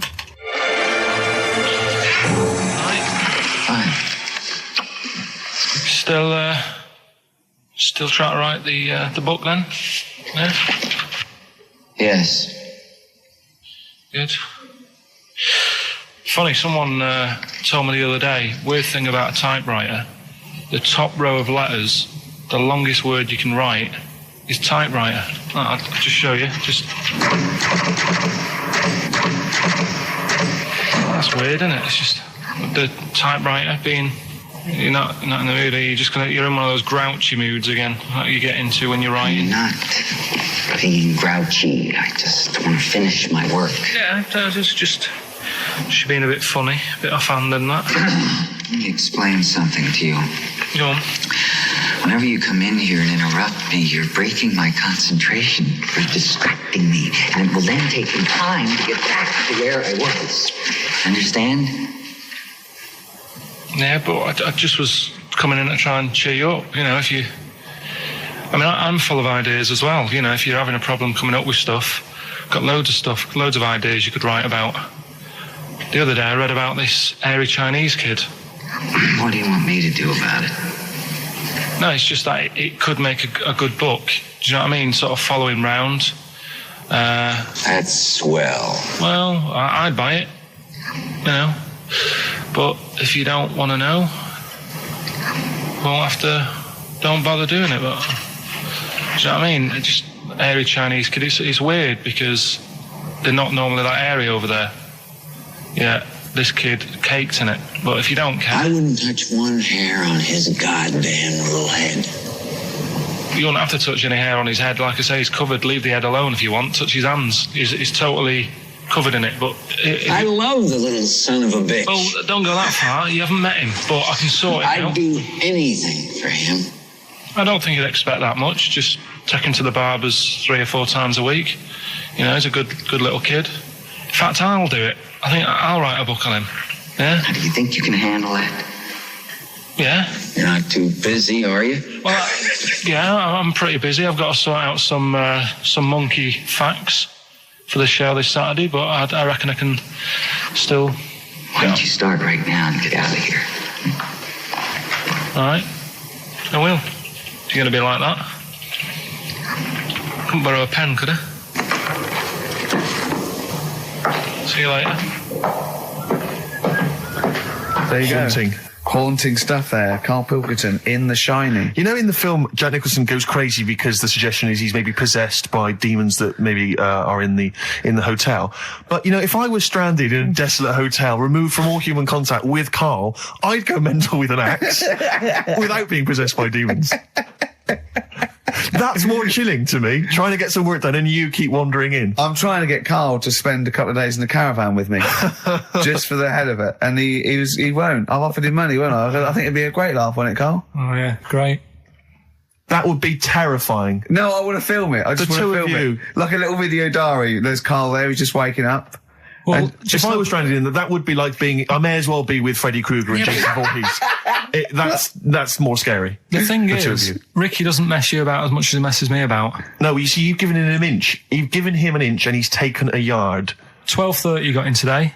In 30 minutes between 12:30 and 1, the old bin lid on the head. He wanted to do that again. Yeah. Squeezing my head, think he had a go at, and karate chop on the back of the neck. Yeah. All in 30 minutes. Who else can say that?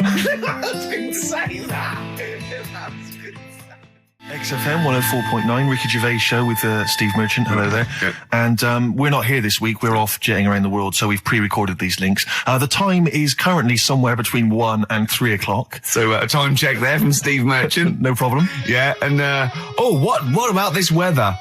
Isn't it warm? Stroke, edit that, Karl. Cold. Okay, whichever one. I'm pleased to see that the congestion charge has had some considerable effect. Had no effect. So just wasn't that great on telly last night? The film. Yeah. I particularly enjoyed last night's EastEnders, Coronation Street, Brookside. Okay. Yeah. Ooh, those boys can rock there. That's the Guns with All Their Roses and Sweet Child of Mine. On XFM 104.9. I enjoyed that. Yeah. That was good. It rocks. I hope the audience is playing it loud like us. Yeah. Ricky Gervais, Steve Merchant, Karl Pilkington. Well, look at him yawning. How rude is that? Carl, what's wrong with you, man? Have you been up late? A little bit. Girlfriend was away, wasn't she, yesterday? Yeah, I always have a problem with that. I always have, because you don't go to bed, do you, early? Do you know what I mean? You sort of think, I just always find that thing that if, you're used to living with someone, Yeah. one of you will go, let's go to bed, then you'll go, all right. But when you're on your own, you go, You just forget to go to bed. I just stay up. Okay, stop eating now, Karl. You've ate all the food. That's just a plate. All right. Okay. Yeah. No, I stayed up and watched, there was a thing on about Dracula, Right. What, Dracula? and I found a flaw in it. Go on. Not the fact that he's the living dead and No. and drinks blood to stay alive and he doesn't reflect. And he can in turn into a mirrors. bat. Well- and you can go on. The mirror thing, you can't look in mirrors, can he? Well, he can look in mirrors, but he can't see himself in a mirror. Yeah. That still doesn't work. Go Okay, on. go on. It doesn't work at all, Karl. It doesn't work. Go anyway. on. Well, Centre parting's always really neat. His centre parting's always... how does he do it if he can't look in the mirror? Blood on the floor or something it was called. Rubbish. I love the flaw in the Dracula film is that his centre parting's too neat. How did he do it without a mirror? Oh. Was it a documentary about Dracula? No, Yeah, there was the real it's Dracula. The real called- Dracula. Bit. Yeah, the real Dracula, the It's true just a stuff. film. It had blood on the floor or something. It's called. Yeah. It's rubbish. We had a little lunch yesterday, didn't we? We did indeed. That was a nightmare. Yeah. I We hate were- going out with you two. I was explaining to Karl, right? I like to excite Karl's imagination, right? And if it involves chimps or monkeys, all the better. Brains he likes, parts of the body, deformity. I know where to, what buttons to push. And I told him about this thing. I don't know if any of you out there know about this, but there's an experiment they did in the 50s, a clinical psychology experiment where there's your two hemispheres of the brain, okay? They're joined by a thing called the corpus callosum, right? Which is just a little flap of skin, like a little scarlet lead that joins your two hemispheres. And what they did, they cut that in half, and they thought it was a cure for schizophrenia, but what it turned out to be, or epilepsy, I think, I can't remember, was that your two sides of your brains didn't function together. You couldn't get information. I was telling Karl all this thing, and one of the things I told him was that they did it on a monkey, and it fought itself over a nut. Like its right arm was connected, by its left lobe of the brain, and it was fighting over itself. And Karl went, instead of thinking this is amazing experiment, he went, would it have been happy if you'd given it two nuts? Yeah, I know. Well, you started off by explaining it, and I remember you mentioned, because I was watching the two of you as you were describing it to me, you said, of course, one side of the brain deals with symbolism, and as you said the word symbolism, I noticed Karl drift away from looking at you, pick up his mobile phone, and start pressing buttons randomly. And I thought it was the word symbolism that got him. And I noticed it took you just a moment longer. And I think the first thing you said was, "When did I lose you?" Yeah, I knew I'd lost him. It's extraordinary. And he doesn't even try to disguise I said it. nomenclature at one point as well. Right, yeah. And I knew I was dicing with death there. Yeah. But, Yeah. but I told you tried to look it up, didn't you, on the web? You didn't find anything about it, did the you? spelling of it's what is it again? What's the word? Corpus callosum. Yeah, so I couldn't do it. No, it's a point. Yeah. Don't bother. Give up. Don't bother. Give up. So if anyone knows any interesting facts about that, But yours hasn't been cut in half, has it, Carl? That would, again, might explain something. I'll tell you what we will be talking about later. I don't know if you're sort of aware of them, Steve. Go on. Bonobos. Oh, I don't know much about bonobos. I told him about he was looking for stuff. I said, put in bonobo. He was having no luck with chimp. And they're a form of chimpanzee, but they're even closer to us, evolutionarily speaking. They've got their social groups are more like ours. They're more intelligent. And he was loving it, weren't you? So is it human bonobo Carl? Is that how it works on the evolutionary ladder? Chimp, Carl. Yeah. Yeah. Talking about them. So we're talking about bonobos. You're excited about that? Yeah, That's yeah. Coming up in Monkey News? No, I think it's a bit of a monkey bonus.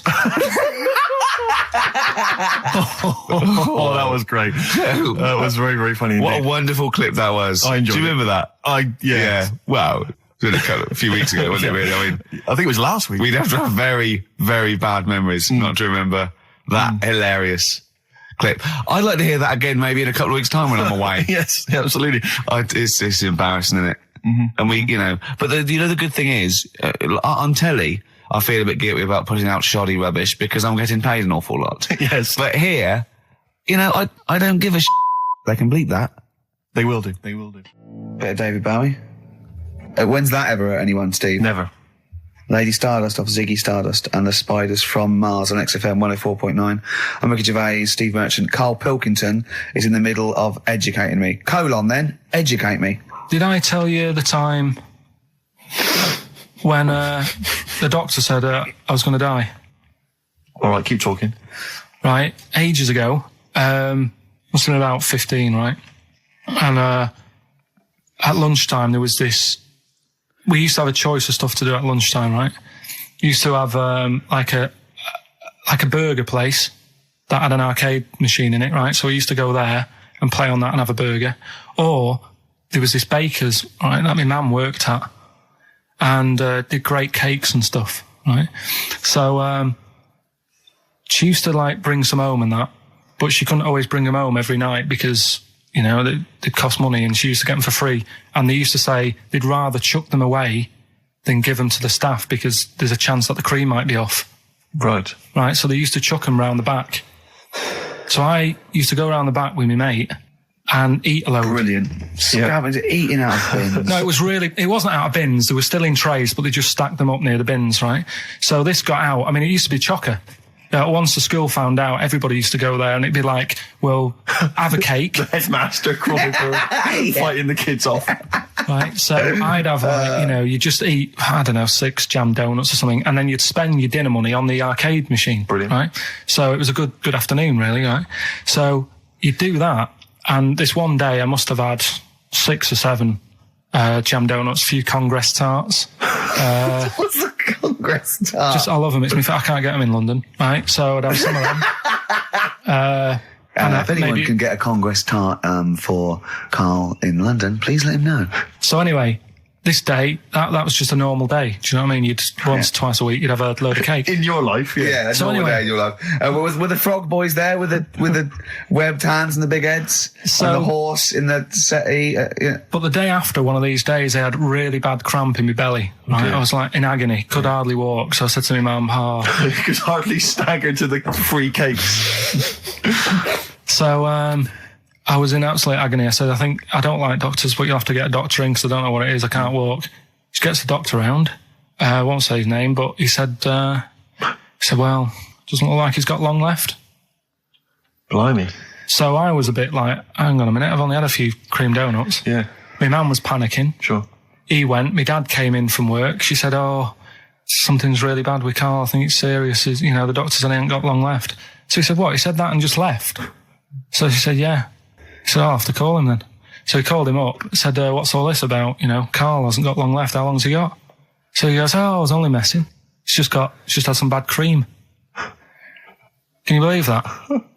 Well, the thing is, I like the fact your mum didn't ask any questions. I know. She didn't But go she into doesn't- detail. No, Can you explain more, Doctor? No, I got a shoe off. But she doesn't. She doesn't like talking. you know, I don't want to diss you or your family, but I imagine if I was there, I'd have known the doctor was joking. That's all I'm saying. I mean, I sound very arrogant there, but I imagine he went, what's he been doing? Yeah, I had about 6 cream cones. Oh, right. Oh, wow. He hasn't got long to live then. I'll see you later. That's what I think the doctor did. Yeah. I just like the idea your mum just let him go. Yeah. Terrified, thinking, well, Yeah. I'm not going to probe him. He's that's it then. Dad comes in. Hi, honey, I'm home. Anything happened? The doctor said Carl's going to die and then left. Did he? I'll call him. But anyway, that's why these sort of things fascinate me. So we'll move on to this next one, right, which is brilliant. Go on then. Dead short story. So, right, old woman, about 70 years old. Yeah. She's normally fit and healthy and stuff. Nothing wrong with her. She's having a good life. And one day, she goes for a check to the doctor's, just to check herself out, 'cause she's getting on a bit. Yeah. He says, take your clothes off and that. So she does. And checks her out. Says, yeah, you're looking good, you're looking good. Turn round. He said, oh, God. He says, you got a tumour on your buttock. Right?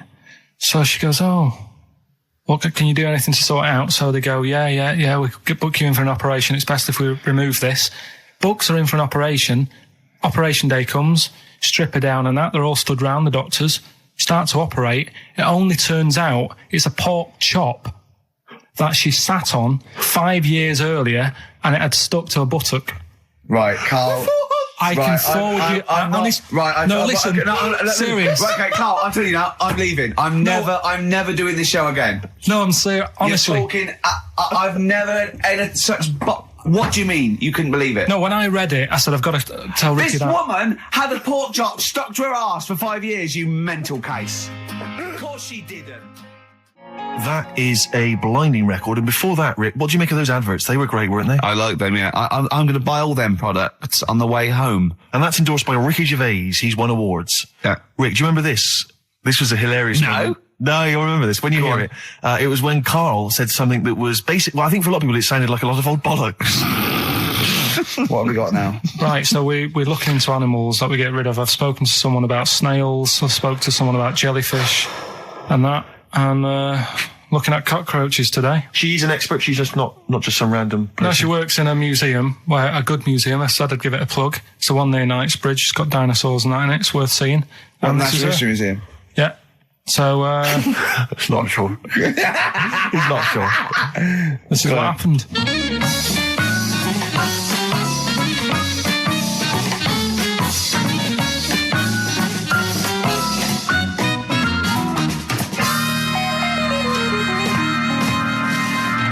Now, what I'll do, I'll tell you as much as I know, and then you can fill me in if I'm right or wrong. And then at the end of it, we'll get to the bottom of whether we need them or not. Okay. All right. So, first of all, the first thing that I found out is that they have 18 knees. That's not exactly possible. They're insects, so they have 6 legs. Yeah. And a knee is usually the junction between femur and tibia. That's sort of classic human knees and every other animal knee. So with 6 legs, you can only have 6 knees. Could somebody sort of got mistaken for seeing one that was a bit double jointed? I think you're grasping at straws or something. All right. Well, we might have to come back to that one then. Okay. They can hold the breath for 40 minutes. Well, they don't do that because they don't breathe in the same way as us. They breathe through little spiracles, holes down the side of the body. So, no, they're not a very apt simile because the method of breathing is so different. What do you mean? Because insects have a totally different system. They don't have lungs in the way that we do and just breathing through one part of the body. They're actually breathing through every segment of the body all of the time. So even though they've got their mouth shut, they might be able to Their mouth has slide. nothing to do with breathing. So Only just feeding. so you see, maybe that's where someone's gone wrong. Someone's got hold of one and sort of taped its mouth up or something. And Thought it was got bored after 40 minutes and said, well, we'll call it right. It's a pretty unkind thing to do to an insect, even to a cockroach. Yeah, but it's all... Can't do that. Yeah, but... No. Pretty unkind thing to do to anything, even a cockroach. Something else I found out. Yeah. They can live for a week without an head. Well, that's true if they don't bleed to death in the process. But the weird thing is, when I told you that they had 18 knees, you seemed a bit sort of like, don't talk ridiculous. But then we're talking about an animal that can live without an head. So there's a little bit of truth in that one, yeah? Yes. Why, when it was invented, has it got that facility? Say if someone said to humans, we could do that with humans, and, you know, if you lose your head in some accident, it gives you a bit of time to sort of go back to your family and maybe write them a note. You won't be able to have a chat, but write them a note saying, it was my own fault, and it was nice knowing you. Well, that would be a useful facility, I agree, but cockroaches are great survivors. I mean, they've been around for over 300 million years. They're one of the most primitive insects. All right. Well, I've also... is it true that they do a lot of resting? Apparently they can sort of rest for 75% of the time. Rest? Yeah, they just sit about doing nothing. It's probably true of a vast proportion of the world's fauna. Well, I mean, maybe the 25% that they are working, they're really giving it some, so it might make up. They're probably searching out food, and they can slow down considerably. You can chill insects in the fridge, and they'll become very, very quiet. You might think they're dead. Yeah, but I'm sure, you know, if we were sat in a fridge, you know, we'd go a bit quiet, wouldn't we? You know. Well, you might not know much about it, of course. Yeah, but... You're not quite reading the right sources. Well, I've been using the internet. I'm sure there are many useful sources that you could find there, but some of those seem to have been a little misleading to you. So you don't agree with a lot of what I've told you there? No. So cockroaches, can we get rid of them? No. So we're keeping them then? I would say so, yeah.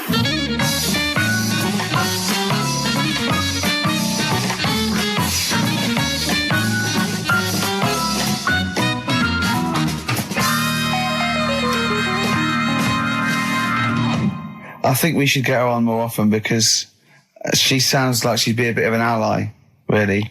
Because she knew immediately that you were talking nonsense. She even said, I think you should be more concerned about your sources, which I've been trying to tell you for a year, right? The fact, I mean, 18 knees, where did you get that from? It was on the internet. They can hold their breath for 40 minutes. I mean, I don't know what you read and take on. Mad world, don't it?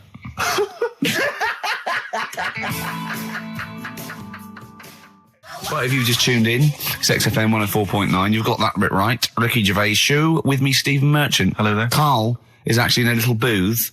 We're not in the studio, you see. This is pre-recorded. We recorded this last week because we were away. And it's sort of like the best of the last 3 weeks since last time we were away when we put out the best of. Okay, what's the next one? What's the educating Ricky? I don't know. See, like I say, I was looking around and there's stuff that is interesting.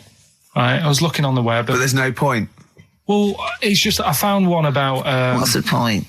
About a lad who 8 years old, but he's still breastfed. Now, I don't know if you can get anything out of that. Is that what his mum said?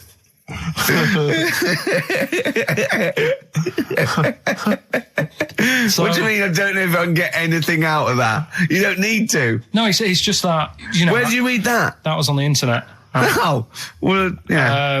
You're always unspecific when you mention it. It's just it was on the internet. Well, I'm trying to think what I put in. I think I put in Y to see if I'd confuse a computer. And then, go! You are... No, I did, honestly. I did a search, put in why, and it came up with funny things that, like, why is this person doing that? Why is that? And it had a picture of this 8-year-old lad, sort of, you know, on his mum's nipple. And it was saying, you know, is this healthy? You sure that wasn't asking you that question? What? I put in why? Just to confuse the computer. What do you mean? Yeah. Stop it. Yeah. Oh, look, Last week, I was walking home home with him, and I went, he was saying something stupid, and I went, I've got a competition for next week. Let's do a phone-in, and it's called Karl Pilkington, Genius or Fool. Yeah. Right? And he went, no. I went, why not? He went, well, it'd be confusing because they say there's no difference between genius and being a fool. They do though, don't they? No, but it's rubbish, and people say there's a fine line between madness and genius, and it's a ridiculous soundbite. They don't say there's a fine line between a genius and an idiot. Well, the people who do are idiots. yeah. So what would you do there though? Just to sort of wrap that little thing up, what would you do? That lad loves his mum's milk. What are you asking me to come up with? No, I'm just a title for the story. No. It's just what would you do? Right. What do you mean? What would I do? Well, it's causing a bit of a problem in the area, right? What area? In America, I think it was. Oh, America are a problem, are they? George Bush is worried about this kid who's breastfeeding at 8. Imagine it like this, right? Right. No, so, Carl, what are you asking me about this spurious story you saw on the internet? I saw it on the internet. There's an 8-year-old lad. He likes his mum's milk, and he's saying, "Is this right? Should it?" No, be it's going not. on? But what do you want Ricky to do about it? It's not his responsibility. yeah. No, but the little town that he lives in, they're all causing an uproar, right? Going, this isn't right. I can't let my kid play out in case he's in the garden with his mum getting a bit hungry, right? So, Oh God, what should they do? Because his mum's saying, well, he likes it. Yeah. And he, what do you do? I don't know the laws. No, but I'm not asking you to sort out the laws. I'm just saying, if you lived in that neighbourhood, what would you say? If you went up to him and said, look, everyone's getting a bit fed up with this, look. I'd say, what would I do? What do you mean, what would I do? what are you asking me? Right, it doesn't matter. No. What are you asking me? What are you asking me and Steve and the I'm public? just saying, say if you live next door to this woman. Yeah. Right? The kid's hungry, 8 years old. He's out playing on his bike and he goes, Mum, I'm getting a bit peckish. And he goes, all right, son. She whops one out.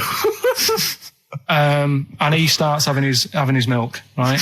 You live next door, you're putting your washing out and you see this going on.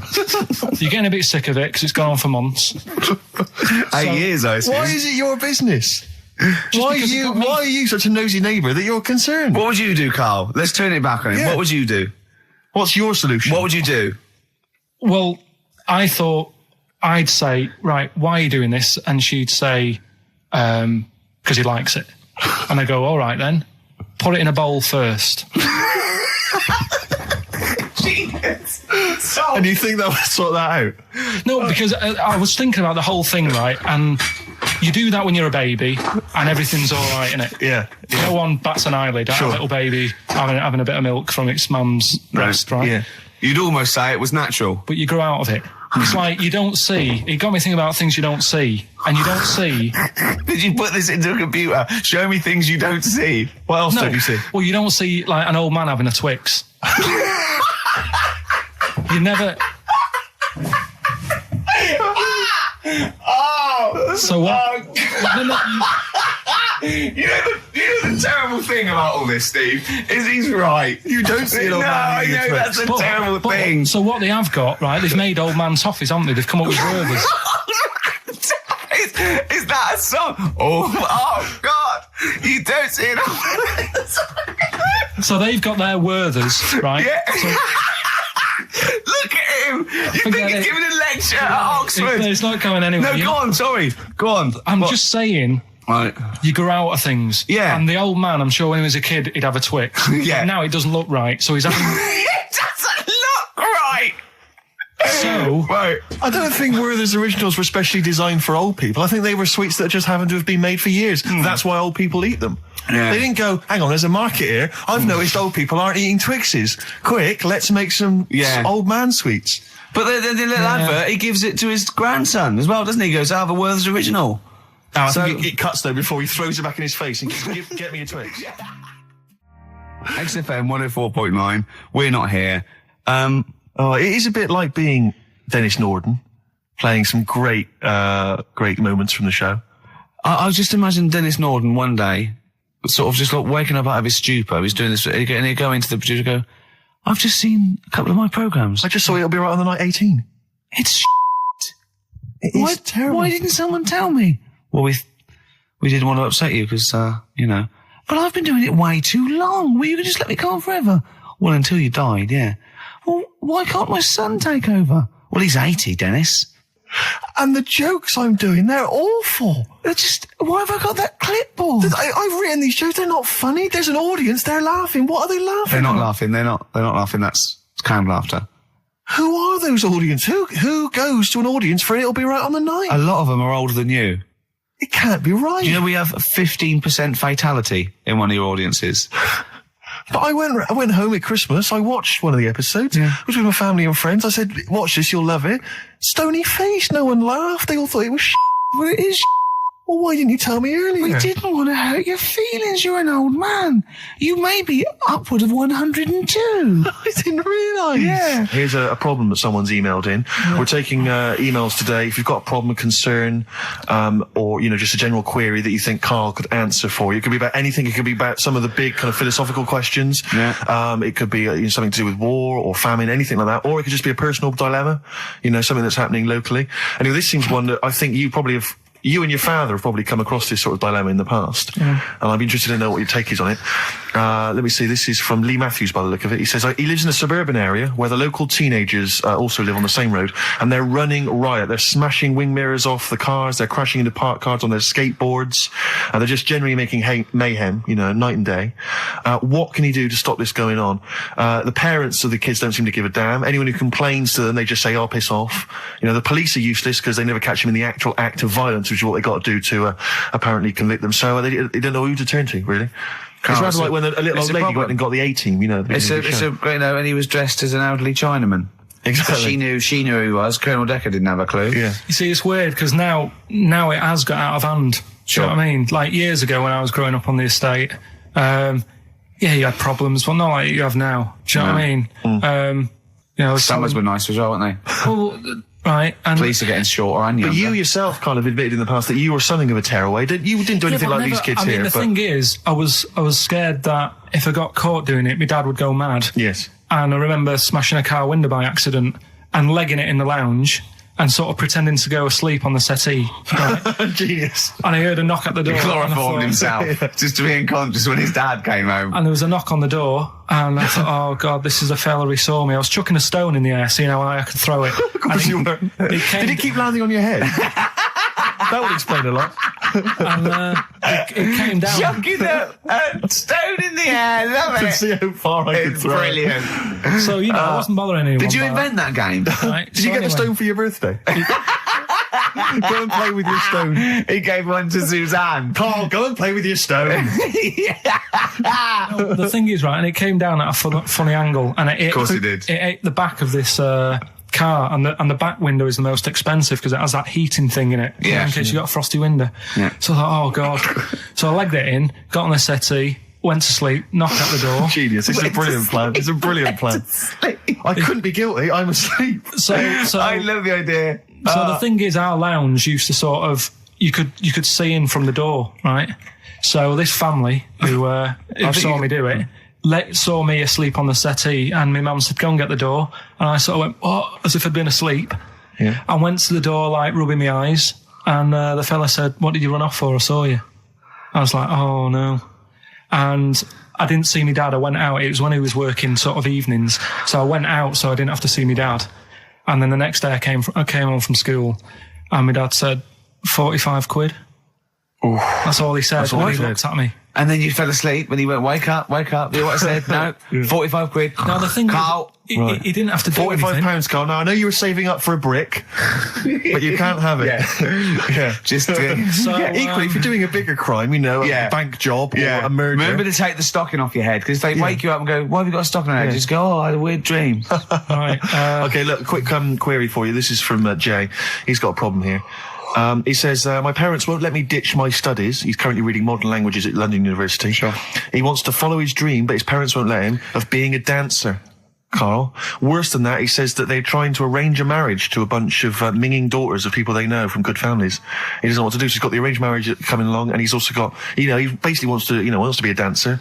His parents are forcing him into something more practical. Well, the first thing, right, I don't think Live your dreams? The arranged marriage thing is such a bad idea. Okay. Because I think too many people go on looks. Right. And then you soon get bored of that. and you find out the person who you're knocking about with is actually not your type. Right. Why don't you arrange marriages for people?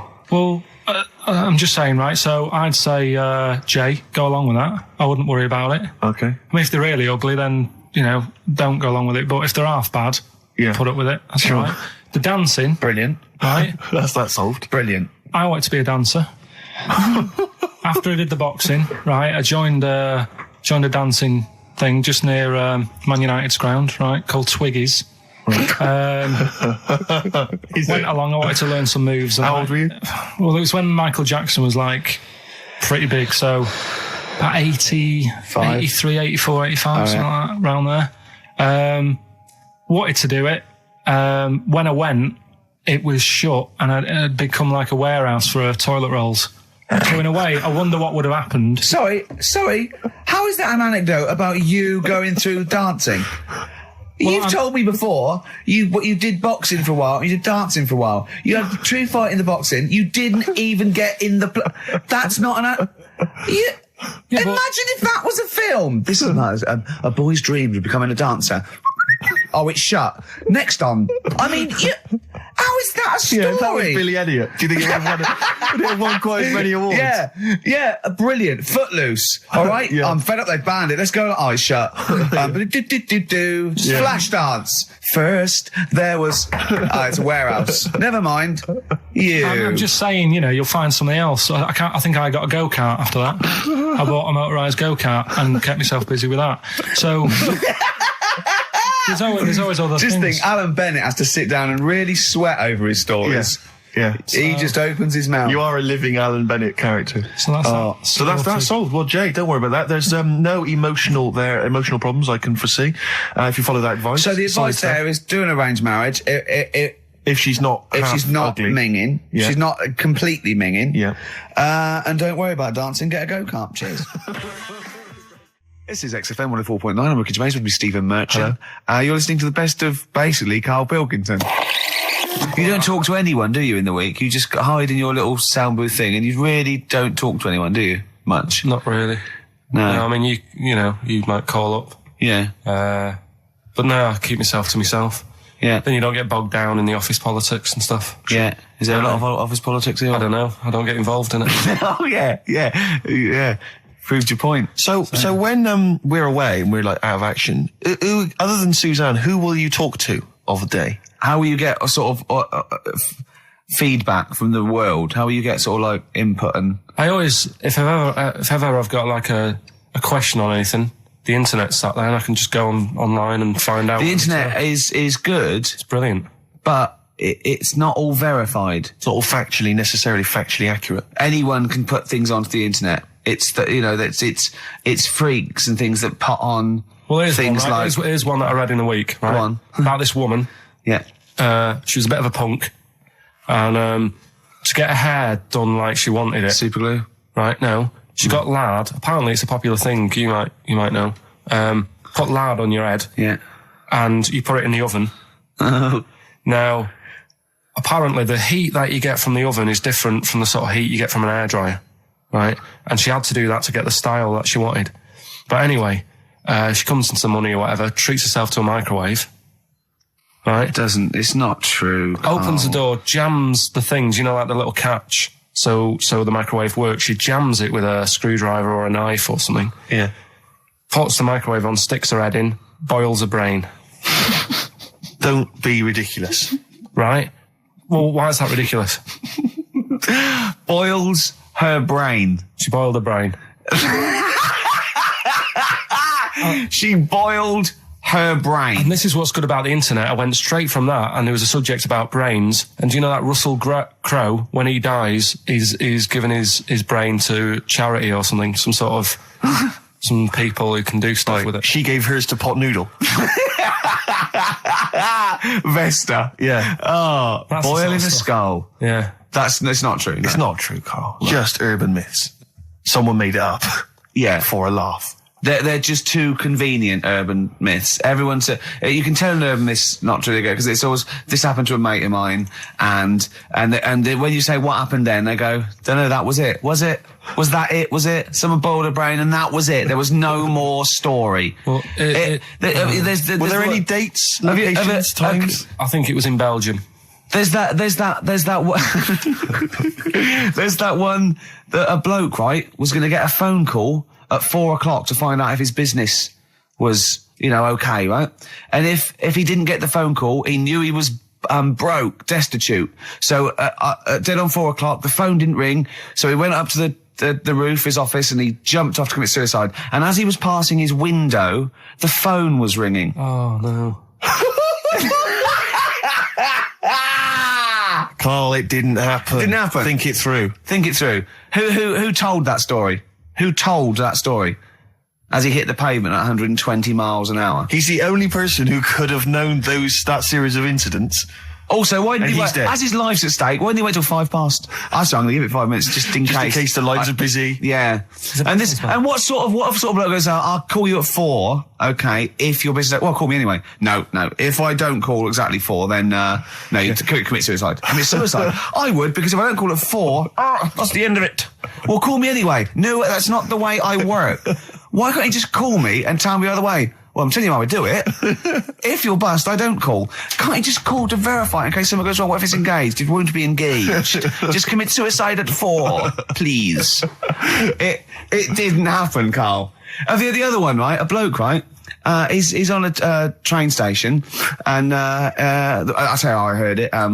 He's waiting for a cruise station, and he shits himself.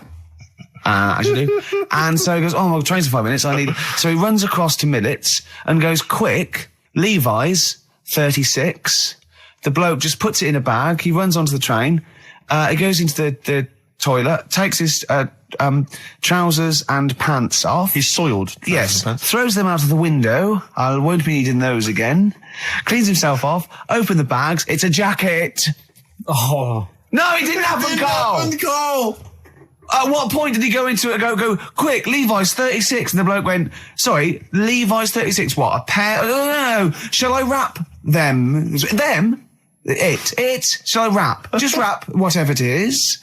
Do you want to look? No, I'm not looking when you're putting it in the bag, please. Right? 36 white stories. Well, don't say anything. I've told you 36 Levi's. And put it in a bag and charged me for it. Yeah. I don't want to discuss it further. Yeah. There was one... There we go. There was one about a woman whose husband died, and she had him cremated. Yeah. And made like a little egg timer out of him. Right. And she said, I did that so it can still help around the kitchen. Well, that might be true. That might be a joke. That's quite sweet. That might be true. It's a true story, again. It was all... No, not again, because the ones I just told weren't.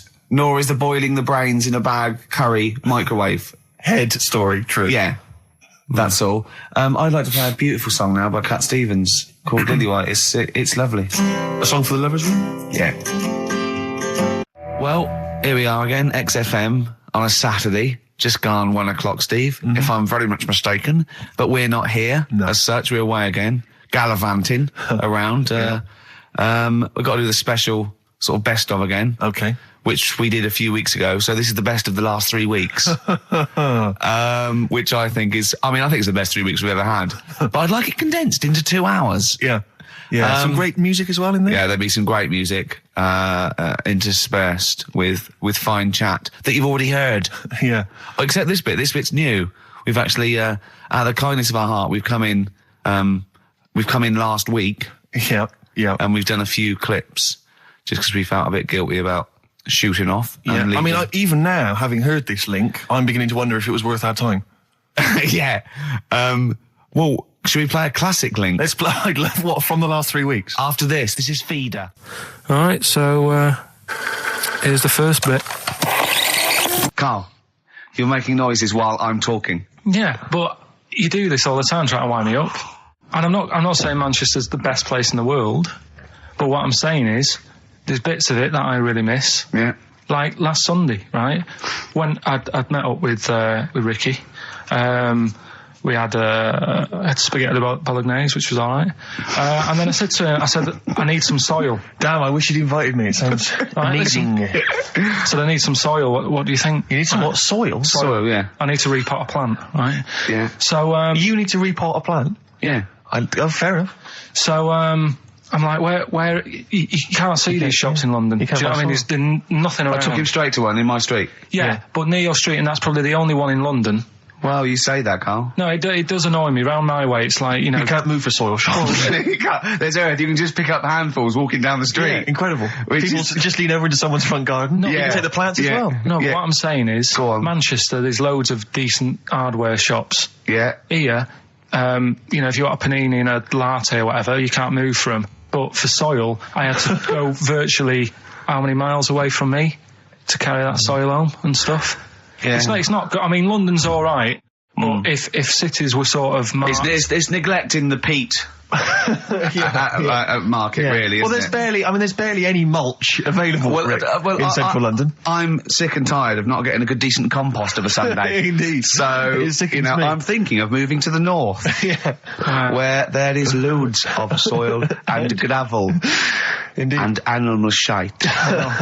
whatever. Yeah. So you were going to say, if you were marking cities out of 10, what would you give London?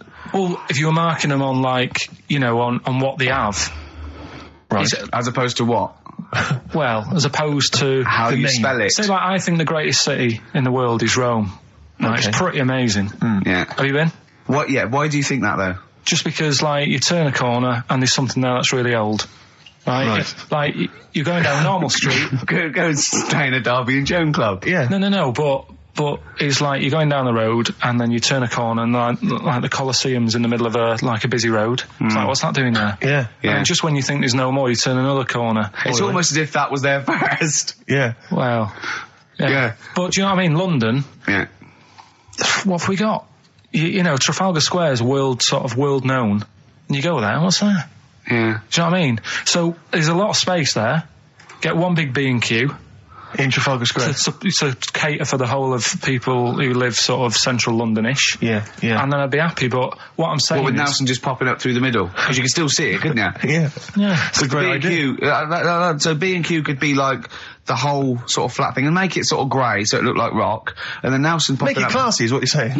Yeah. Stone clad it. Yeah. So it looks like you've made an effort. Exactly. And then you can pop in, and then you can go out and go, oh look, Nelson's column. Oh, look at that. Isn't Nelson? Oh, look at that. The victory. Defeat. That's fantastic. One of the greatest living. Yeah. I need some nails. Yeah. Perfect. Killing two birds with one stone, you're saying? But why isn't there more than them shops? Because when I went into yours, every time I've been in there twice now. The first time was to get a shower head. Right. And I went in there, couldn't resist buying something else. I ended up getting some super glue as well. Blimey. Hey, big spender. And then, last Sunday we went in there, got 2 bags of soil, not one, I bought 2. Yeah. And I bought some scissors to cut plants with. Secateurs. Well, Scissors. you never know when you want, you might need more soil, I suppose. Well, I've got You've 2. stopped that now. Where'd you keep it under your bed? Sorry, this isn't going out, is it, this conversation? It's not going out on air. I got a feeling it might be. You're joking. We better play a record. Okay. Play a classic. It's a long time since we've had any White Van Carl. For those that don't remember this particular hot feature, we basically ask Carl some of the questions that are asked of a white van driver in the Sun. They always have this on Saturday afternoons. Anyway, here's the first one. They're not fascinating, Carl, but I'm just interested on your take, really. Yeah. What do you make of Cilla Black quitting Blind Date after her husband sent a message from beyond the grave? Are you familiar with this story? I didn't know that. What's that? She went to see a medium, and supposedly her husband passed on information through the medium, which was incredibly vague, but persuaded her to quit live on air. Well, it's about time, isn't it? If even dead people are saying... enough's enough. But I'll tell you what, though, talking about ghosts and that, do you know how I'm into them? Yeah. Right? How weird do you think this is, right? Well, it's not true. Before you say it, play a record. No, go on. Go on. Right, it's this woman. I don't even know if it's ghost, really. It's just a bit weird. Sure. Yeah, sure. There's this woman, and she's not a woman, she's a kid. Sure. Okay. Sure. She's walking down like a street in her area. It's a nice day and everything. Everything's normal. She's walking down, and a woman comes up cycling past, right? The woman on the bike looks at the kid, absolutely terrified, right? Got a really scary face on her. Yeah. The kid's thinking, why is she doing that, right? So anyway, she thinks nothing of it, goes, I think she was playing in the park or whatever, goes and has a nice day. About 15 years later... Oh, right, yeah. She's, I don't know, I think she was going to work, right, on a bike. She was riding her own bike. Riding her own bike, cycling down the road. Oh, yeah. Looks at the kid. That's the thing that happened, like, 15, 20 years ago. Right. It's her on the bike looking at her as a kid. Right. Not another child. No. So it's her. She's seen herself. Carl? I mean, I don't know where to start. Firstly, where's this information come from? But I mean, why do you ever... I mean, I don't know what part of that you think can be true. I mean, honest, I'm speechless. I don't know what to say. What are you talking about? Bit weird, though, isn't it? But it's not true. It didn't happen. Nothing happened like that. She said it did. Well, then she's wrong. She said she saw herself. She saw herself as a kid, didn't she? Did she carry on riding and as an pup? adult when she was a kid. Did she stop and talk to herself, or did she ride on by and think that's a bit weird? There's me as an 8-year-old. I won't stop. I'll be late for work. yeah. If I'm late again, the boss said he'd be in trouble. Yeah. Oh. Well, And where is this information? Did it happen to someone you know? No. You overheard it on the bus? No, it was in the 14 Times. Ah, right. Well, Okay. that's the answer. Good. We've Okay. got to the bottom of that. Right, good. Right, we've got who's that on the line? It's Rob. Rob, and are you a doctor? I'm a final year medical student. I'll be a doctor in 2 months, touch wood. That's close enough, isn't it? Yeah. Excellent. So, where do you study? Do you want to give more details, or do you want to remain anonymous as you're calling in to I talk? study at Barts Hospital. All right, great. So, why do GPs sometimes put their finger up a man's anus? To see what's there. If you've got hemorrhoids, if you've got an enlarged prostate, it's either that or they stick up a big tube and have a look up with a light. What? And it's easier to do that. Now, are you dumbing this down for us, or are you going to fail your medical exams by saying stick up a big tube with a light? I'm dumbing it down. Okay, come on then. We're all intelligent people here, and Carl. So you tell us what's that called? It's called a sigmoidoscope. Right. Nice. That was a clever test, wasn't it, Rick? I think he's a real doctor. Yeah. 12-inch long tube they can put up there. So, Carl, would you prefer that or a finger?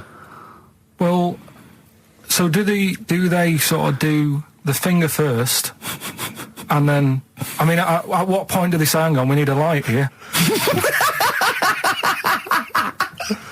I mean... It's normally if there's something wrong. But, so if I go then, say if I go to this well-known clinic, right, and they go, yeah, the art's good and that, yeah, finger, there you go, and then they go, hang on, I'm going to go and get me light and tube. I could start worrying then because they've sort of found something. And they're not likely to go straight in with the tube. They'll probably send you off some tests first. But Carl, there's nothing... Hospital. But you go to these places to put your mind at rest and to know where you are with your health. I mean, it's not that you go along... That's what most people worry about. They think that because I'll go along and they'll find something. Well, one, that's illogical. It doesn't heighten the fact they'll find something because you go along. And two, if they do find something, it's a good job you went along. I mean, I'm a hypocrite because I don't go to the doctor, but, I've had that done. You should be concerned if when they shine the little light in your ear, it comes out the other side of your ear. No, the other ear comes right out the other side. That's when you should be worried. But Rob, right, you said then, if they find something, they send me off for some tests. Why can't I just have the test without that and cut out the middleman? Do you know what I mean? Because you're wasting lots of money. There's hundreds of tests they could do, and they could do every test, and they could all come back with nothing. Or they could do the finger up there and send you for the 3 tests you need to find out what's wrong with you. But in this day and age, with all the technology and that, and like brainy doctors and all that, the only way to find out is sticking a finger up there. What are you worried about, Carl? Is it fundamentally that this doctor who's has done 6 years medical training, is it embarrassing to have a man's finger up your ass? I just don't understand how you can get round to that without... But what don't you like? Is it fundamentally you don't like anything up your ass, or is it the fact that it's a man's finger up there? I don't like going to the doctors. It makes me nervous, because I think if anyone searches you long enough, they're going to find a fault with you, right? And especially if they're going that far into you. They're going to find something. And Probably not. well, you know, I just don't. I don't know how to get round to that sort of that point where you get a. What do you talk to the doctor about? And he's like, all right, nice day. Strap your trousers. He goes, he says, I'm gonna just, Most people just shut up and let you do it, and then breathe a sigh of relief when you say there's nothing there. Yeah. But is that at the end of the test, or is that the first thing he does? It's the last thing. So that trousers up out the door. Because he knows it ends conversation. He knows it's a bit of a faux pas. The doctor says, I better not kick off with the finger up the arse. What I do is I'll start on with the, the head, and then we're then go, one final thing, Mr. Pilkington. So Rob... He drops his keys and he goes, pick them up, and as you bend over... Will you be doing this, Rob? Is this what you're, open to do? You do all these... I'll have to do it at some point. All doctors do it at some point, no matter what they specialise in. So the first one, is the another doctor there to sort of make sure you're doing it right? Not dentists. No, but do you know... Dentists aren't doctors anyway. No. But do you know what I mean? Normally it's like a co-pilot will have someone with them for the first one. So when you put your first finger in... Yeah. Will someone be there going, right, you just want to move to the left of it? I've already done it. Have you? Yeah. So that's the thing with a student, you're learning. So you get people teaching and you learn on these things. Can I just point out, Rob, I think I'm right in assuming that you have a glove on. Yep. And there's lubrication. Yep. And it doesn't hurt. No. There you go. What are you worried about, Carl? Who's this person who everyone's testing on in your class? It's not one person. One person. There's when a patient comes in and they've got a problem, your boss, the consultant, he does his finger up, and if he finds something, he goes to the patient, is it alright if the student has a feel as well? Then the student puts on a glove, puts the leave on the glove, and sticks his finger up and sees what he comes out with. Rob, I wish you could see Carl's face. I mean, his face when you said, and he says, can this fella have a go as well? He looked horrified. That he thought it was a free-for-all, like there's a queue of people trying on gloves and going, let's have a go. That looks good up there. What have you found? No, I mean, how come you had to sort of... Is it not something you could test on yourself rather than waiting for other people to come in? Because then, you know... It's an awkward position to get to, really, isn't it? Well, but you can have a good rummage then without feeling too awkward, but to sort of have a go on your first patient when you don't really know what you're looking for anyway, do you know what I mean? Never really thought about it. Because you don't... If you've never done it before... You pop your finger in there, and you've got to sort of look. You've got to have an expression on your face, like you know what you're finding. Well, they can't see what you look. They can't see your face. There. You got the big boss consultant man going, now move your finger there, and you'll probably feel this. But he's just done it. He knows what's there. Well, what? Oh, so he's already had a go. He's had a feel, and he's going right. If you feel to the right, that's the conglomerate or whatever. The conglomerate, yeah. Its conglomerate is in perfect working order. I'm still... Thank you, Rob. I'm sorry you had to go through this. Carl is probably the worst patient you'll ever encounter in your medical career. Good luck with your finals, and thanks very much. And do you know any female doctors who do this? Or? Thank you. XFM 104.9. Thank you. XFM 104.9 of a Saturday. Ricky Gervais with me, Steve Merchant. Hello there. But we're not here. No, we're away. So this is the best of, and I hope you're enjoying it. We certainly are. I woke up this morning, feeling fine. It's not a blues song. And I turned my phone on, and it was from Karl, and it went, forget it, I've made my mind up. And I thought, wow, what is that? And I forget it, I've made my mind. Yeah, I went, Karl, what is it? He went, oh no, it's about the text I sent you last night. I went, well, what was it? I just got this text. He went, I was just wondering, I was thinking last night. He said, supposing you had to have your hands removed. Sure. Right? And the doctor said, well, you can either have them stay like that with stumps, or I can sew feet there. What would you have? And I was bleary-eyed, and I went, the stumps? He went, yeah. I went, all right? He went, yeah. And then what was his follow-up text to that? And then I got the text, it was obviously before it, and it went, and it was like quite serious. What would you do if surgeon not doing your hands? Would you have stumps or the feet? Right? Now the way, when I said he's made his mind up, and I went the stumps, he went, yeah. I think secretly he decided on the feet, but was too embarrassed to tell me. There's a little bit of what would you do? Because But why did you think of this? Why did you think of this? Girlfriend's away, right? Yeah, no, that's not why you start thinking bizarre I'll tell surgery you now, devices. right? I'll let you into my little mind, right? Last night, I had some beans on toast, right? She was away. It's good already. She was away, she had some beans on toast, she went wild. Yeah. Right? Now, I was stood up. I live on on a high street, right? So I'm washing up, I'm looking out the window. First thing that had my attention is I can look into other people's flats, right? Yeah. And it was weird how all these different lives were going on. I was watching them, and everybody had the telly on and was watching Volcano, right? Which was on last night. Right. And I thought, that's weird, right? I can see them all watching it. And it was like a little Chinese lad who was dancing around in some underpants. Yeah. And then there's a little old woman who lives downstairs who was reading a book, and she's always reading a book every night. And it's like, I have a better life than her. And then there's like some sort of bouncer who's always getting ready to go out late at night with all the black on. He looks like a bouncer. So I was watching all this life going on. I thought, did you witness a murder while you were doing it? Yeah. It was like that sort of Sliver film where that bloke had loads of tellies watching people's lives. So that was going on in my mind. And then I was washing up, and I picked up the plate, and I thought, it's amazing, isn't it? The human body, the way you can just sort of, I want to pick that up, and you do. Yeah. And the way your hands work, right? You've got 5 little digits, but it's just the right amount to do to do what you've got to do, right? So I'm cleaning the plate. Sorry, Carl. Stop. It's just the right amount. Might be one of the most genius things I've ever heard said. I would love David Attenborough to phone you up and say, Carl, how do I word this about the evolution of the mammalian front limb? Just go, we'll just say it's the right amount. But it is. One of course extra it would is. get in the way. Yeah. And one less would just make it that little bit more tricky when picking up a bit of a slippery dish. Sure, or buying gloves. Yeah. A slippery dish. Like, that got a load of attention in the press. But the Trisha programme got nothing. Okay.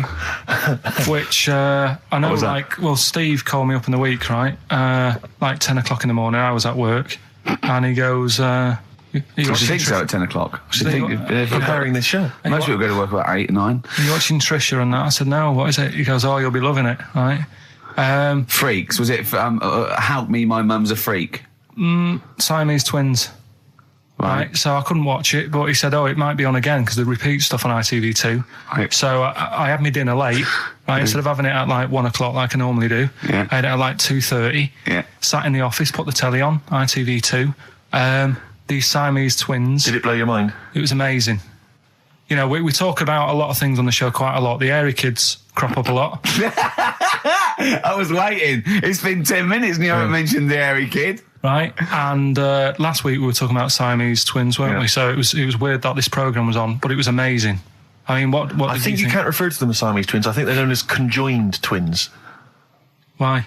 I think Siamese is maybe considered derogatory or as an old antiquated phrase. Yeah, I think it's because the first famous ones were actually from Siam. Right. But and that doesn't exist anymore. No, it's conjoined, Carl. Yeah. Get the phrase right.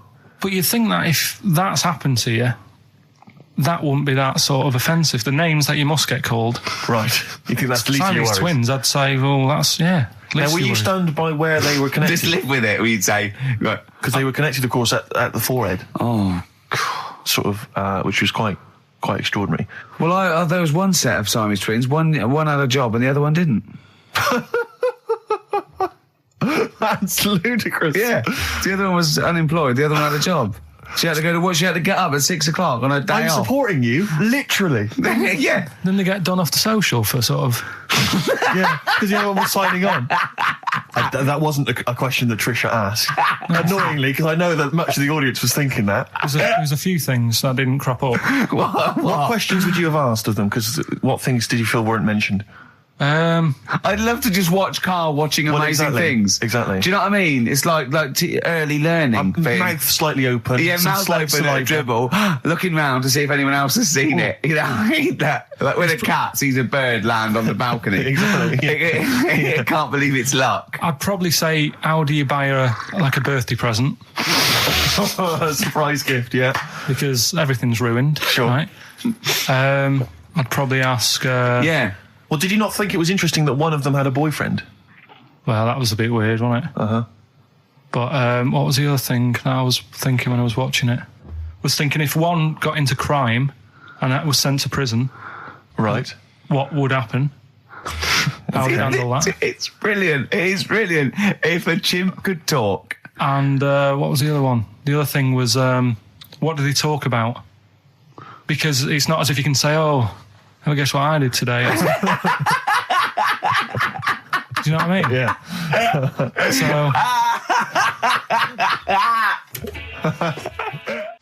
Taking the mickey. The really weird thing about all this, right? And it's annoying because you were saying about, what should have Trisha have asked and all that. Yeah. But one of them mentioned that one of them was adopted and the other one wasn't. Don't talk rubbish. No, seriously. I didn't understand it, right? Of course you didn't. And then Trisha sort of said, well, let's have a chat. And they were like, no, I don't want to go into that. What do you mean one was adopted? That's what he said. One of them...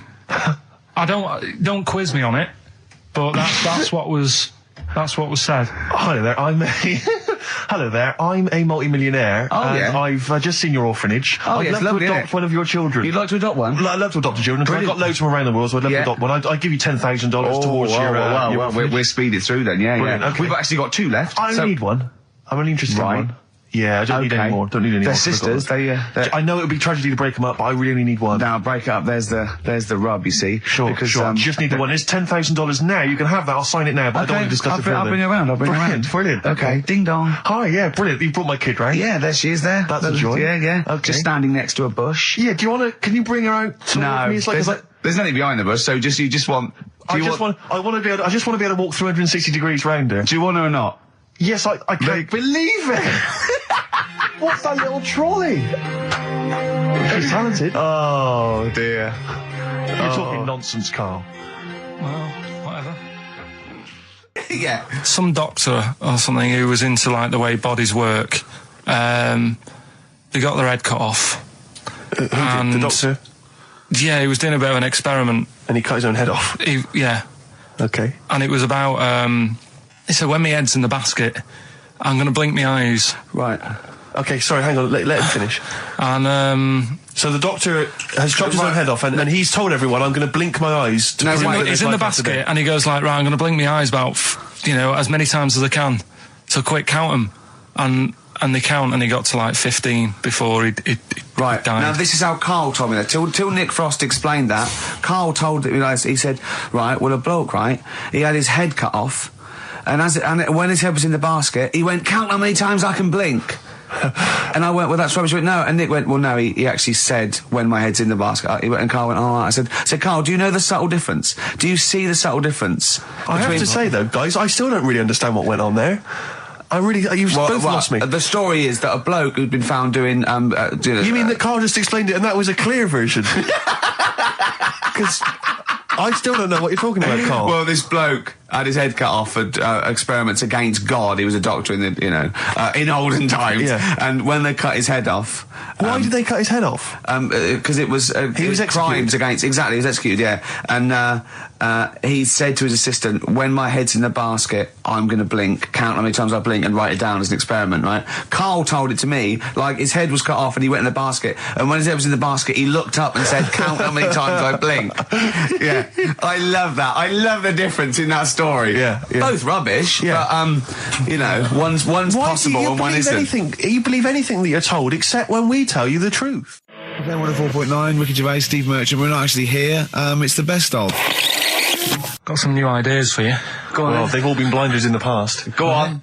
Did you do any competitions when I was away? Did we? I think we did, didn't we? Did we give away a DVD? Did we? Yeah, we did. Yeah, go on. Yeah, right. Go on. Anyway. Well, I thought some... This isn't like radio, is it, as we know it? This is just people talking. If the mic's on, it's luck. Yeah. If anyone's listening, I've no idea what they think of this show. It's not a show. Not in the traditional sense. No. Okay, then you're going to change with that, Carl. Because a show suggests a certain form of presentation. Yeah. A certain pride. And when we do present dare I say it, some planning. Yeah, and when we do, it's ruined by him pressing the wrong button. Yeah, but I've got some planning here. Go on then. Quizzes. What I did was, when I was on holiday, right, you said, come up with a new idea, right? So the best way of coming up with ideas is sort of... thinking. Sort of nicking a TV show name and then twisting it a bit. Yeah. So, or just rip off Simon Mayo's idea completely. That's good advice for anyone out there. I didn't. yeah. If you're interested in ideas. Carl is presently running a course writing for TV, and that's the lesson 1, isn't it? Just rip something else off. Just do it and change the title slightly. Yeah, well, go on. This one I haven't really got. I don't know what to do on the game, but I'm thinking strike it, Ricky. That's all you've got. That's what you've come up with. How long did that take? Through. What is that? I just saw it sounded a bit like Lucky. Forget that one then. Yeah, forget that one. Okay, yeah, well, no, good. No, we all have hits of this. Even Spielberg's, not all his films, can hit the. Go on. Right. No, okay, no, it's a good. Go on. Yeah. Remember Big Brother? Yeah. Do I remember Big Brother? No, go on. Big Mother, right? You call in. If your mum's heavy, you win a CD. What do you mean? How can you prove that? All right, forget that. Right, ER. Here's one. Right, ER. Good one. No. Yeah. No. The Price is Right. Remember that? Yeah. Right. The Price is Ricky? No. The Rice is Right. And what I do, I read from an Indian menu and a Chinese menu. You tell me whether you have pilau or egg fried.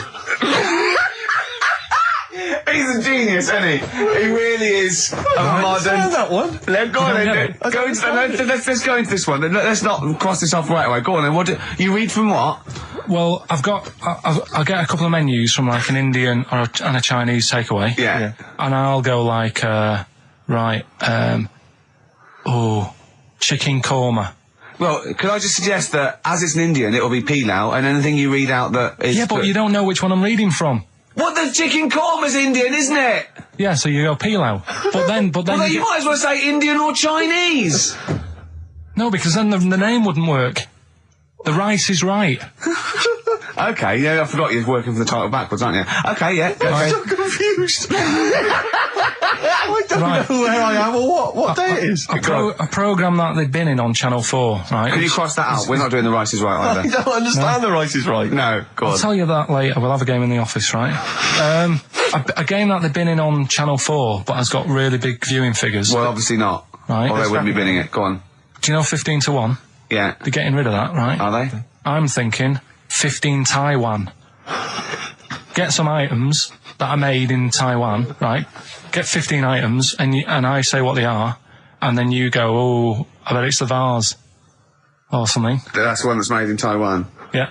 Can you just explain that again very quickly? No, don't go. All right, Cross it out. Forget that. Cross it out. 15 Taiwan. Well, Carl, what are your thoughts? Why have you stuck it out here? Nothing better coming in, I thought. Well, I'll tell you why, because you're always on holiday. You don't do a lot. You get paid, well, doesn't he, really? He's a moany. He doesn't try and get on at all. He doesn't deal with people. He moans about everything. And, so he's... I'm alright. I've got my own little room and that. Yeah. Like a cage. It is like a cage, isn't it? And he can shut the door. If people walk past, he goes, shut the door. He doesn't want them looking in. He's like a miserable old chimp. We noticed today how much he's simian, isn't he? He's very strange, actually. We maybe should try and get a picture on the website, because Carl's arms are particularly chimp-like. It's very, very strange. Because he's got that he's got long downy hair. It's and not the like long extended knuckles. Yeah, and his totally round face that sort of the chin goes back and the dome of his cranium. I think, quite seriously, I know we sort of share about 98.5% of our genetic material with bonobos and chimpanzees, but I think he's got a little bit more. Yeah. I honestly think he's a little bit of a throwback. Just his line, they just kept to this sort of really the ugliest one in the cave and the tree, and he really didn't come out of it. I'm not saying you are, I don't think you are. Yeah, you're chimp-like. No, it does annoy me. My hair annoys me on my body and that. Because I've got like hair on my little toes and that. Have you? And on the legs. Would you see your little toes? Can you pick things up with them? No, it's tried. Okay. Well, that's the finale of this week's show. We're going to see if he can play a record and put the fader up from a tyre while swinging in a tyre, just using his hairy toes. Yeah, I've sort of got hair all the way, but then it just runs out where it should be on the top of your head. Is this part of the reason why you're always uncomfortable about being nude or around naked people? Is that partly the reason, do you think, because you look so grotesque? Well, when I'm on holiday, I don't really like wandering about without a top on unless, like, it's a quiet beach or whatever. Sure. So what would you normally wear? I'll just have like a nice sort of light, summery sort of linen shirt, maybe, just a few top buttons open. Yeah. But I don't like... The naked body isn't that nice anyway, is it? You know what I mean? Whatever it is, if you're a cat and you're shaved, you don't look that nice. Do you know what I mean? But with I think you'll find a cat is naked even with its fur on. Cats don't wear clothes. No, but what I mean is, a bald cat isn't that good. You know, it does me head in that I'm bald. I'm not, I wish if I could have hair, it would be nice, but that's life. Would you prefer animals to wear clothes like Mickey Mouse does? Or Goofy? You know that I don't like nudist and all that. We've done it. But don't you think sometimes you could sort of like maybe fancify a little bit, like if there was such a thing as an ape salon, and there isn't, Carl. There isn't, right? Would you give a orangutan a trim, maybe sort of his hair? Because some of those look like they're going bald, but they've got a comb over, don't they? They should just have a shave. When it's like that. That's what I did. Just take it back. And the underarms as well. Yeah, they've really got a lot of underarm hair. Even the women ones. Really? Yeah. That's disgusting. I know. I don't know. I don't even know why they breed. I don't know how they laid some of those horrible old hairy ginger orangutans. Yeah, they are particularly grim, some of those. I know, yeah. The big ones. I know. Ginger ones. Yeah. You can't be happy, can they? What is that? Where did that happen, the ginger thing? Why do people give them, like, a hard time and that? Well, you just gave them a hard time then, so why did you do it? You were just buying in, were you, to people do sort of give... I don't understand why, but ginger people get quite a bit of stick, and I've never understood it. No, well, it's just, I don't know why. I don't know, don't they? I don't know, it might be historical, it might have been because... I'm sure they don't everywhere in the world. I'm sure it's probably... No, they are. They're always... I've said to you about even, like, ginger cats, they're always fat, because they're sort of sick of it, probably. Play a record! Wait. Ginger cats, what do you mean? When you see a ginger cat... They've been eating, like, because they're upset, fed up they've been bullied. You never see, like, a thin, happy ginger cat running about. It's always overweight and looking a bit fed up. It's just a good point, isn't it? I wouldn't say it's a good point, Carl. It's a point. So last week, the Chinese don't age well. Now, anything ginger, including cats, are sick of it. No, but I'm just saying... Are you ginger? Would you like to take issue with any of Carl's points? 83 XFM is the text. You can text us. Maybe you've seen a thin ginger cat. I'm not having a go, though. That's what I'm saying. I'm just saying it's weird how people give them a hard time. And it's if I could have hair, I'd go for ginger hair rather than being bald. Really? No.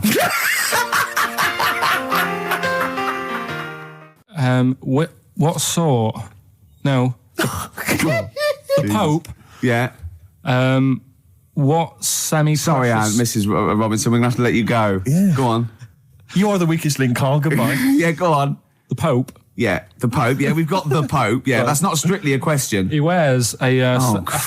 He wears a dustman's hat. He wears gore-blimey trousers. Yeah. Does he live in a council flat? Yeah, he lives in a council flat. He wears a semi-precious stone. What's the stone? The Pope wears a semi-precious stone. What is the stone? You mean, what is it called? Yeah. What is it called? What, has it got like a kind of papal name? I think it's like, is it a 18-carat one? So we got to try and get the carrot yeah, of the Pope's big diamond. He calls it Dennis. He calls it Dennis the Stone. Do they want the type of gem it is? Like, or is there some kind of papal name for it? Or do they want it like the Rosetta Stone? Or I don't know. I can't actually. Play a record. Play 2 record. Let's not. Where's your head at? Basement Jacks. Right, okay, let's get this right. Have we knocked this on the head then? It's just not happening. Oh, here he is. Look. Here he is. Come in. How have you... Oh, God. I don't believe that. Oh, that's pathetic. I do not believe that. That's absolutely pathetic. Now, they won't believe this, will they? No. Right, if I say that Jonathan Ross just got his massive member out, and he is a big lad... Come and sit down. I've got your tickets, Mr. Gervais. Thank you. What's going on here then? I mean, why are you dropping off tickets? Well, because, in the spirit of the Comedy Awards, we like to have the rising young stars of the British Comedy Awards. That's right, and that's me. Well, we couldn't find any this year, so we've asked Ricky whether he would sit in the rising young star seat, and I wanted to deliver the tickets personally, so there's no excuses if he doesn't turn up later. Yeah. I always suspected that you were sort of pretty well endowed. Yeah. And now we've seen, it's on webcam. That was just one of my cocks.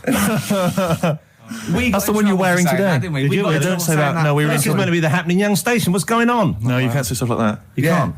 Just careful what you say. Look after Judy and Clary. What- 10 years can of I- wilderness, and he comes back in a person line. 10 years And of the that can wilderness. happen to you. That's Jesus you're thinking of, isn't it? Just because you're on everything at the moment. I walked in here and I came in here and I thought this is the young happening place. And what do I see in here? 3 old men sitting. What are you talking about? I'm only 28, 27. You all Yeah, look, you're Tracy. wrecked. You all look wrecked. You're Well, that's because we're always partying. I was looking for some youngsters. Where's the youngsters? I wanted to see some tight leather pants. I wanted to see some foxy chicks hanging on you everywhere. What is it? It's a bunch of old blokes and a bloke up there washing up in a sink. But look at him. He even dresses for radio. Look This at is him. ludicrous. It's amazing. Looks like you're I love the fact you were on the phone to Gervais last night, weren't you? Asking his advice on clothes. Look at him. He's going for the man down the DSS. I like that look. That's a nice look. Have you got a single pair of trousers that aren't elasticated at the waist? They're maternity jeans, aren't they? They've got a whole Frank panel that puts this The forward. thing is, what I do at the end of the week, I can pop these in a pan and I can make a nice soup with all the food that's encrusted in At them. his years as a homeless coming to the fore there. Look at you, But one why- step away from Lawrence Llewellyn Bowen. I'd like to be that bit closer. But why are you dropping off tickets? Are you a little bit... Because I thought you were married and stuff. Why do you suddenly got this obsession with Gervais? Because I'm a bit rough, aren't I? yeah, it's like when you see Dale Winton out with those rough boys. I'd like to get one of my own. When a top celebrity in a lovely looking suit walks down the corridor with his penis out, Yes. Yeah. I know that I'm still an You attractive know man. you've arrived. I was inaugurated the same way. For me, it was Des O'Connor. It's like it's the passing on of the baton, if I may use that euphemism. and you've been battened. But it's fantastic. Well, it is a pleasure. I don't think I'm complacent just because I'm mixed with you. I still wake up and think, I don't believe it. I'm mates with Jono. Can I just point out one thing? I was listening to the show last week and I heard you, as always, revealing a little too much about yourself, if you don't mind me saying so. Yeah. Steve tried. Not as much as you. No, but that was just for the benefit of the room. Yeah. And talking about when you used to occasionally urinate in the sink. Yeah. When you were around my house last time and I came in and you looked a bit shifty. No, please reassure me. It was more ownership. That I was like, I went to my territory, and then other people that come in that go, has Gervais been round here? It's like just marking my territory. Because my coffee the next morning had a hazelnut tang to it that I don't remember putting in. Can I just say something? Because I mean, I used to, mention to you, Gervais, when we first started getting involved in the business. Yeah. I used to say, if there was one celebrity I'd like to be friends with, it's Jonathan Ross. Yeah. Lo and behold, Ricky's befriended Jonathan Ross. I'm nowhere to be seen. But Not Ricky invited told me- round. Ricky told me that I could be his friend, providing I never extended the arm of friendship. Right. with you. Yeah, if you ever... I thought as much. He tries to keep everyone else down he works with, from the office, all the other shows. He tries to keep them down. He I said, didn't even want I'm you number coming one. in. I wanted to meet you on the steps. Yeah. I didn't even want to tell him you were around. But you called. He went, who's that? And he saw your name come up and he went, well, can I meet him? Well, you're all coming tonight, aren't you? This isn't Radio 2, by the way. These links are way too long. This is snappy radio. We have to play out... Yeah. You might The be kids on have lost fast, interest. But the kids want to hear Coldplay, Catatonia, You know what I like? Faithless. How about some more of that instantly forgettable hip hop you play each week? One of those obscure hip hop hooray. That's the worst feature on British radio. You should be ashamed of yourself. Wait a minute, I've heard your As I was quiz on saying to Radio Bruce 2. Willis the You're other day, I allowed. said the hip hop's had its day. You saw that one. Put it away. Put it away. I'm Carl. Carl, how you doing? I'm all right. Got a question for you. Quiet man. Got a question. Yeah. The Pope. Yeah. What semi-precious stone does the Pope wear? That is easy. Go on. Topaz. Is that the right answer? I don't know. I might have wrote it down. I'm really sorry, Jonathan. It's not what he publicly admits to, but I have to know because I was hanging out with him at the Groucho one night and he was saying, oh, look at this, look at that topaz, go and buy that, look at that. Vatican City. Look at that. We can make a nice ring out of that, he said. Didn't go anywhere, but thanks for asking. I better go. I've got to go and buy some winkle pickers. Thank you very much. Okay. Enjoy it. Stephen. Yes. Carl, I wish I could say it'd been a pleasure, but actually it was quite creepy. See you later. This is the Best Of Show on XFM 104.9. I'm Ricky Gervais, with me Stephen Merchant. Yes. I hope you're enjoying the Best Of. I'm amazed that these are the highlights and that we've strung it out this long, Rick. But the good thing about this is, we're not here, we recorded this a couple of weeks ago, just the links, right? This has taken us about 10 minutes for the whole show. We get paid the same. Why don't we do this every week? That's a great idea. High five. Listen to this clip, it's brilliant. 100 reasons, if I could. Ladies and gentlemen, will you please welcome to the stage Pop Will Eat Itself. Carl, have you got like a sound effect or something of like get the atmosphere Cheering. we're going to test? Cheering. We'll seek it out with. Have you got something there? Have a look on there. I'm just looking in the NME for the kind of forthcoming gigs of the smaller known bands, and it might be a useful place to just begin the. Ladies and gentlemen, peoples around the world, will you please welcome to the stage Chumba Awamba? Have you got a sound effect? We got one.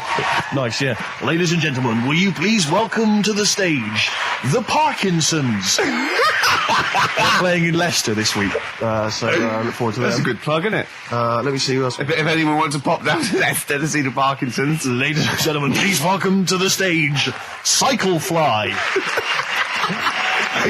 Okay. Oh, there's a genuine one here. This is someone. Simon's emailed and he says, "Will you just test this name for us?" Okay, Carl, if you can. There you go. Ladies and gentlemen, will you please welcome to the stage Coach? Not utterly convinced. No, it's not too bad. It's not. I'm worried about the sound effect. We start to sound like Chris Moyles or something. He's a top broadcaster. Everyone loves him. Losing weight as well. He is hilarious. funny man. Just there's one more coming here. I'll just check this one. Ladies and gentlemen, will you please welcome, this is Chris in Oxford, ladies and gentlemen, please welcome, meanwhile back in communist Russia. Is that a band? I assume so. I assume it's his band. Yeah. Steve, I will play great old tunes till the cows come home. We got to give them a little bit of Dandy Warhols and Air and Athlete. I know that, and they're great, they're good, right? But I wanted to play a Cat Stevens song, but I thought I'd better not, because I've, play that a little bit. And we quite like resurrecting old reputations, don't we? People like Elton John who had bad faces, or David Bowie. People whose names now are largely laughed at in the serious rock or people circles. that people might not have considered. I thought Cat Stevens, Rod Stewart, I thought. Was he Rod Stewart? Many people now are thinking of the leopard hot pants and the ludicrous hair. I think I'm sexy and all those sort of awful stadium sort of disco things, but he wrote beautiful tracks from Maggie May and I thought, hold on, two birds with one stone. What about a Rod Stewart song written by Cat Stevens? Wow. Is there such a thing? The first cut is the deepest. Let's hear it, Rick. On this album as well is The Killing of George. Georgie Part 1 and 2, remember? About the gay bloke. Georgie Boy was gay, I guess. His favourite song. Carl's favourite song, right? Yeah. And I was going, oh yeah, I remember that, yeah. I said about, and I said, did not intend to take his life. He just pushed it when he gets mugged and killed. Do you know what he said? I was sitting outside, I was singing, he went, well, as I said, they go out too late. They go out too late? He meant gay people go out too late. He went, no, they do. I went, what do you mean? He said, well, they're always out, they go out when people are coming home. He said, if he'd have been in bed by 10, he'd still be alive today. That's a sobering lesson. And he went, there's one that works here and he's shattered every Monday. Oh, if you're gay and you're listening, just be in bed earlier. Go out when sensible people go out. Yeah. You're right, we're not on the continent, Carl. If you're gay and you're not in bed by 10, go home. Yeah. I don't get it. That blew me away, right? The fact that he got the name, he got the number. Spooky bit, right? I'm walking home. I called you up a couple of times and I left a message on your phone because it was just amazing. Not only was he good at magic, but his maths was brilliant. No, well, that thing adding up to 42 was like, how did he do that? I mean, we didn't even make a big deal out of that. He said that to me. He said, all Carol Vorderman's got is the maths. Do you know what I mean? Imagine him on Countdown. Yeah. He'd even know what they were going to write down. Do you know what I mean? So a bit of a wasted talent. I should see him again about that. I think he's... So I get into my flat, right? And what they do in my flat where I live, they put the post in like these little pigeonholes. Right, and I don't normally check them out. I leave it for Suzanne to do, right? Sure. But this time, for some weird reason, I thought, right, I'll check it, see if we've got any post. Open it up. There's only this. A letter for Miss Harris. Yep, there it is. Bona fide in front of us. A letter addressed to a Miss Harris. Well, does she live there? No, it's my address. She doesn't live there. Did she ever? Don't know. It doesn't matter. It's weird, isn't it? But we've never had. Normally, I think there was a guy who lived there called Yaki Shoki. Mr. 42. It was definitely wasn't an Harris, right? This is the first time we've had a letter for this woman. Yes. Right. But what are you claiming? Because Darren Brown himself admits that it is not paranormal, it is not supernatural, it is a trick. It's a trick. Is it? But he would say that, wouldn't he? Hitler said that. Play a record. Well, can we open this? No! It's illegal! No, but I'm thinking if it's a birthday card for someone's like 42nd birthday. Right. You can't open that letter. Go and put it back, or you cannot open that letter. Why not? You can't open someone else's mail because you think Darren Brown's supernatural. What if we steamed it open, then resealed it? No one would know. It's only a letter. You can't. You can, but I don't want any part of it. Carl, I think you should open it. Oh, you open it? I'm not opening it. It's against the law. You should open it, then. We won't open it then. They won't send you to prison. Forget it. You'll get off. Cure? Yeah. Bit of cure? There's no cure, no. I'm looking... What? I'm tempted to open it. Well, do you want to, Steve? There you go. No, I'm not going to open it, but I think you should, definitely. 6 Different Ways by The Cure from the album The Head on the Door. We've enjoyed that. The Head on the Door, Carl. Ooh, bit of a coincidence. Spooky, isn't it? It was only 4 weeks ago you were talking about a head and a door. Exactly. Has the door got a number on it? 42. Oh, dear. So we're not opening it?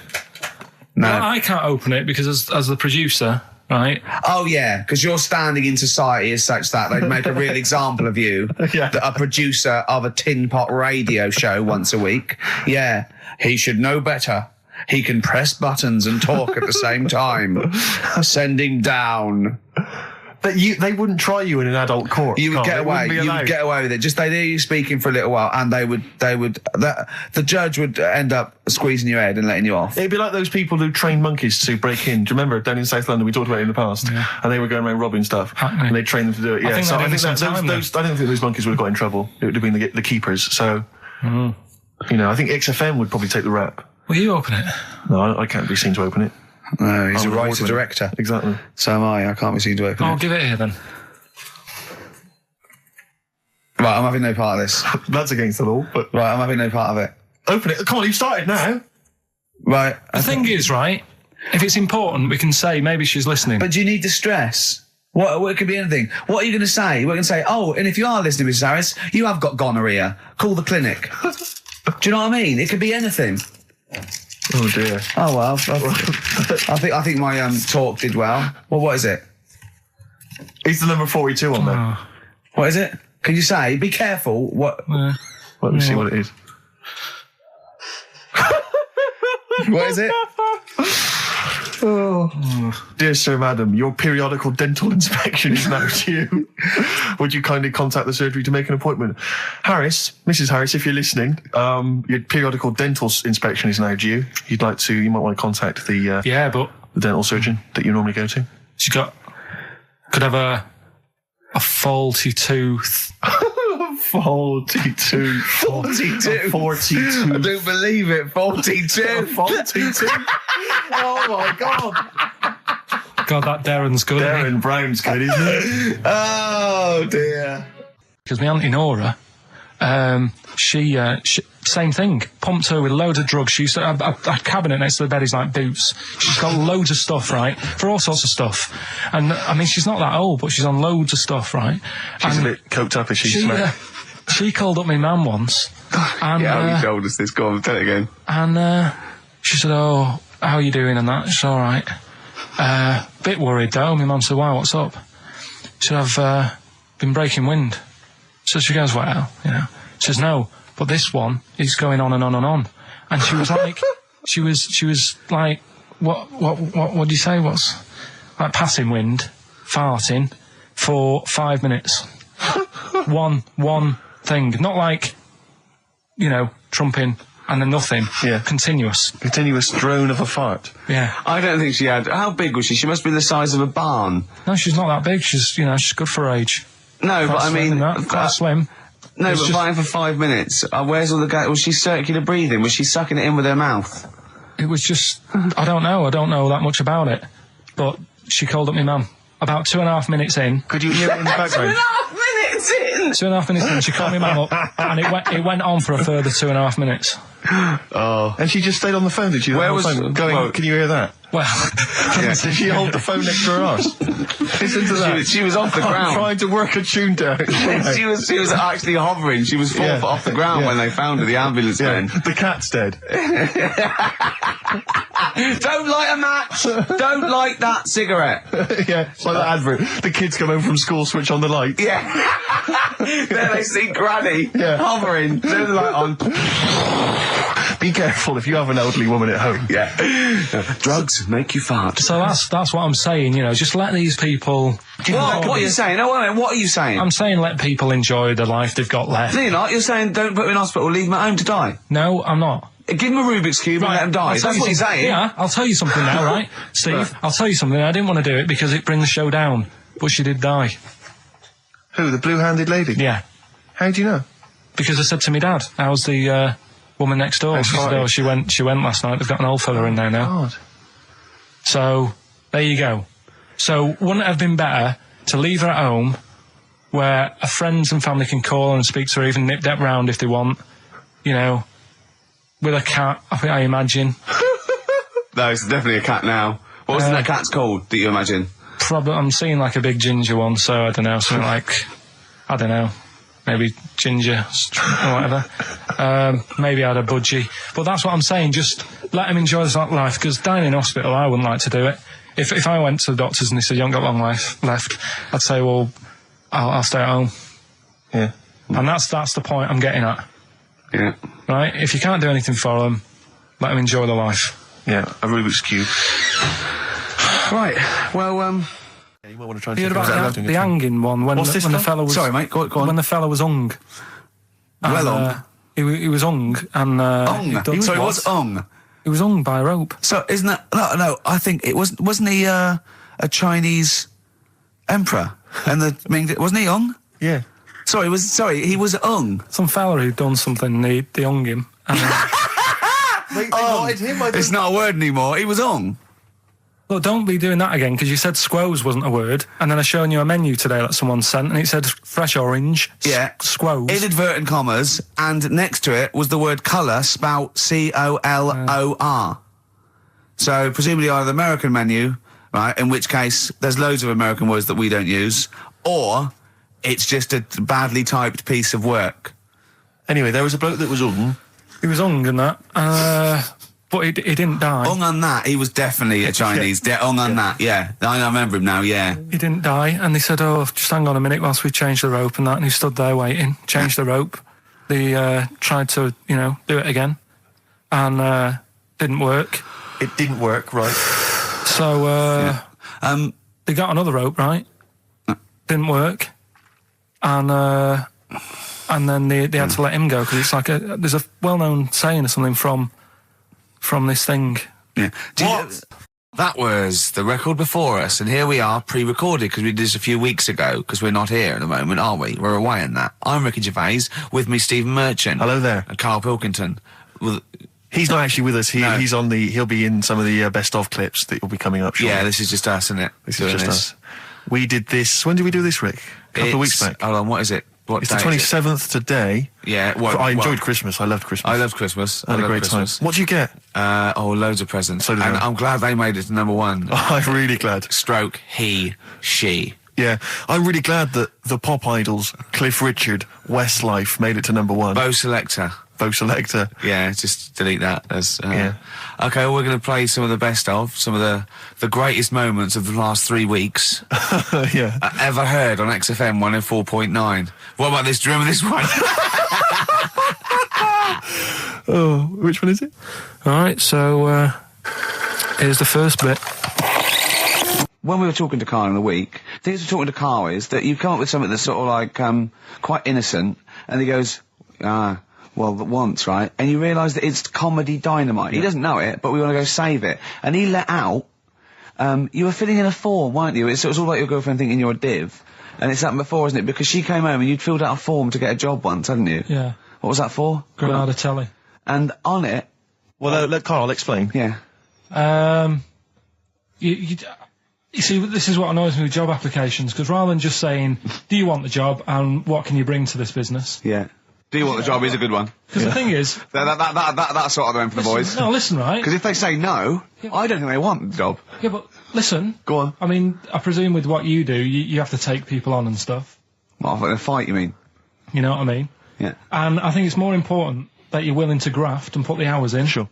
Than say that, you did well at school. Yes. Sure. Because if I wanted to, I could have done well at school. Of course. I just didn't want to. Yeah. So where's this going? So you had the application form. So when it came to the qualifications bit and that, I couldn't fill them in because I didn't have my qualifications. And it was also asking about your languages. And I put down English quite good. English quite good.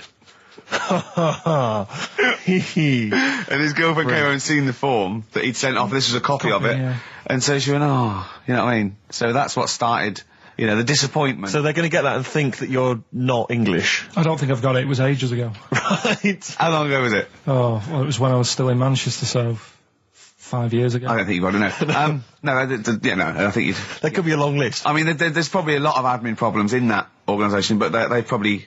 But what I meant by it is that, you know, I can speak English, but I don't know all these long words that people use all the time. Yeah. Oh, God. Oh, can I just tell this quickly? In the week, I'm talking to you now, the listener. Usually I don't. Yeah. Karl said, about embarrassing him on air and that, and he's worried about his education, and he was worried about not knowing long words. Like, we come up with any long words. And he said, no, I was scared, you were going to ask me something about, someone, and he's Eastern European leader. His surname is Milosevic. And Karl said, so I learnt it this week, and learnt it so you can't catch me out in case you start. I said, what? And he said, he thought about it, and he went, Flobodan Milosevic. Got the surname right, though, didn't he? So what's his name? Right? What's his name? That's how Bill and Ben would address this leader. How would they have said it? Flobodan Milosevic. What's his name? Slobodan Yeah. Milosevic. Yeah. Well done. Chris Campling did a review of the show. Right. And basically said that Karl Pilkington is a creation of Gervais and Merchant. Well, if only that were the case. He said, he started off saying he liked the show. Yeah. He was excited. Said it was a good show. A lot of the jokes... I'm already questioning his critical faculties. Yeah, exactly. And basically said that we didn't contribute much, or seemingly didn't seem to contribute much, and we couldn't sort of like ad lib or anything. We just laughed at, particularly me, laughed at Karl Pilkington, who was coming up with some, you know, quite funny stuff. Yeah. Right? But then he does a twist on it. He goes, but the thing is, we're the puppet masters. He's a created person. We've created the persona Karl Pilkington for our own amusement. Right. He bases this on simply that we talked about... What was it we talked about? The Chinese not aging well, and he heard him talk about that on my DVD. But clearly I say, Karl, remember when you were talking about that? It's a news, or remember in the week, and so he thinks it's all scripted now. Imagine if this show was scripted. I'd be ashamed. Yeah. If this show was scripted, I would send back the BAFTAs for the actual shows we've written, and I would say... I'm having a go at Chris Campling. He's nice about our other work. He likes The Office, and he likes my stand-up and everything, and he likes the show, but he's saying... Because we're not spontaneous, we scripted this and invented Karl. So he's like, you know, we've invented another Gareth. If we had created Karl, I would not have squandered a character that good on this poxy radio station. Absolutely. Also, does he know that we spend about 3 months on half an hour script? So how long does 2 hours of drivel? But the main thing is, as if this could be scripted, it's dreadful. It's shocking. Or maybe this is scripted. Hang on, you've lost me there. Let me just check the script. Maybe Chris Campling does not exist. Maybe I've made him up. I don't know what to believe. See, the name doesn't wash with me. What was his name? Chris Campling. Sounds odd. That's something that I made up, isn't it? Campling's almost like a joke. It's almost like a gay name, isn't it? Oh, he's a Campling. So I think this is scripted. Yeah. I think I've probably made this whole link up, and Karl is a creation. Campling, that's not a real name. No. I made it up. I should have come up with something better. Yeah. Sorry. Down to the River by Bruce Springsteen on XFM 104.9. So, that little fella in the Times thought Karl was just a puppet. We created him. He's an actor. What's his actor's name? Brent Hogwell. We got him from Spotlight. Brent Hogwell. This stupid, dopey Mancunian accent, he just puts that on every week. Yeah, exactly, yeah. Yeah, he speaks rather like Hugh Grant. Yeah. And we just got this whole world around him. We set a whole... What do you think about that? He had his head shaved, especially. Exactly, yeah. So, yeah, would he think that, you know, maybe if he's looked online and seen me head, and he's noticed how round it is and that, does he think it's sort of been... you know, morphed into that shape just for the show, just for 2 hours on a Saturday? Yeah. You spend 5 hours in prosthetic makeup like John Hurt in The Elephant Man.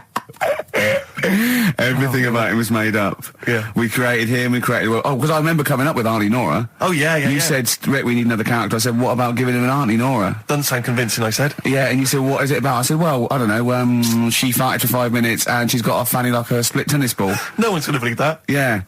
Oh, that brings us neatly. Well, let's put that to bed now. So, Chris Campling, honestly, we do not script this shambles of a show, and Karl Pilkington really is like this. If you want, you can meet him. I'd love to send Karl for a drink with Chris Campling. Can we do that? And then he'll eat his words. Chris, if you're listening, honestly, this isn't a stitch-up. As I say, I'm not having to go at you. It's a very well-written article. It's very, very fair. You're just complimenting on his grammar.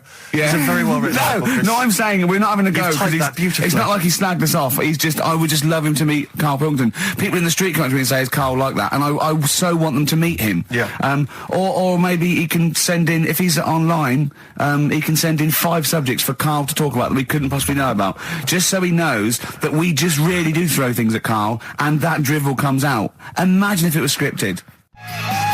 What?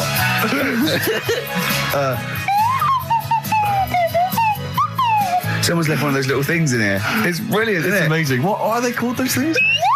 I imagine just there. I was thinking of being in the front row at a Morrissey concert and going, can I just play along? They are brilliant. I don't know what kind of sound that is. I don't know. It's only used for when Kenneth Williams sees someone undressing. Yeah. That's the only time that is used, that noise. Exactly. That is brilliant. But it's like it was specially created for the Carry On films. Yeah, we need... I don't know what it is, but we need something when I walk in and see someone changing. Well, what about this? There is a light that never goes out by the Smiths. I phoned Karl up in the week, and I said, what are you doing? He went, well, even though it's one of my days off, I'm just doing some research on the web. Found anything that said, I'm doing science. And then he said, you can get wigs for dogs in Tokyo. That's his scientific fact. And I went, what do you mean? Dogs, if they need a wig? I said, if they need a wig, what? Dogs going bald? And he went, like, this is fine to him. He went, it's a stressful city, Tokyo. The world's all right with Karl. He's always got an explanation. I've only ever seen him confused once. When in Edinburgh, he looked out of his window one day and he saw a bloke putting a parking ticket on some rubbish. Yeah. And that genuinely confused him. Yeah. He couldn't work out, could you? It's a bit weird, isn't it? And the woman breastfeeding her 8-year-old child, you didn't like, did you? I don't like that. But what's the name? Animals with wigs. I kind of thought, after I put the phone down to you, I kind of thought about it, thought, yeah, it's a bit daft, that. Are you sure he's not the ageing pop group? No. The Animals? But when you think, have you ever seen, like, a bald pet? No. It's weird. What do you mean? Because my mum, we had a cat, we used to get through loads of cats because we lived in a... Oh, God, it started early today, isn't it? What do you mean? It's only 10 past 1. What are you doing? Running a restaurant? We lived on... Oh, God, what do you mean? No, we lived on like a main road. Oh, yeah. Right? So we used to get through a lot of them. My dad kept saying, stop wasting money, it's not Stop good. wasting money, not wasting cats. Right, so anyway, we had this cat that was ill all the time. And he was just bag of nerves, probably. Yeah, malingerer. Yeah, I'm terrified. I'm going to which house? Rome. Oh, God, bloody hell. Rome. Don't let me go to the Pilkingtons.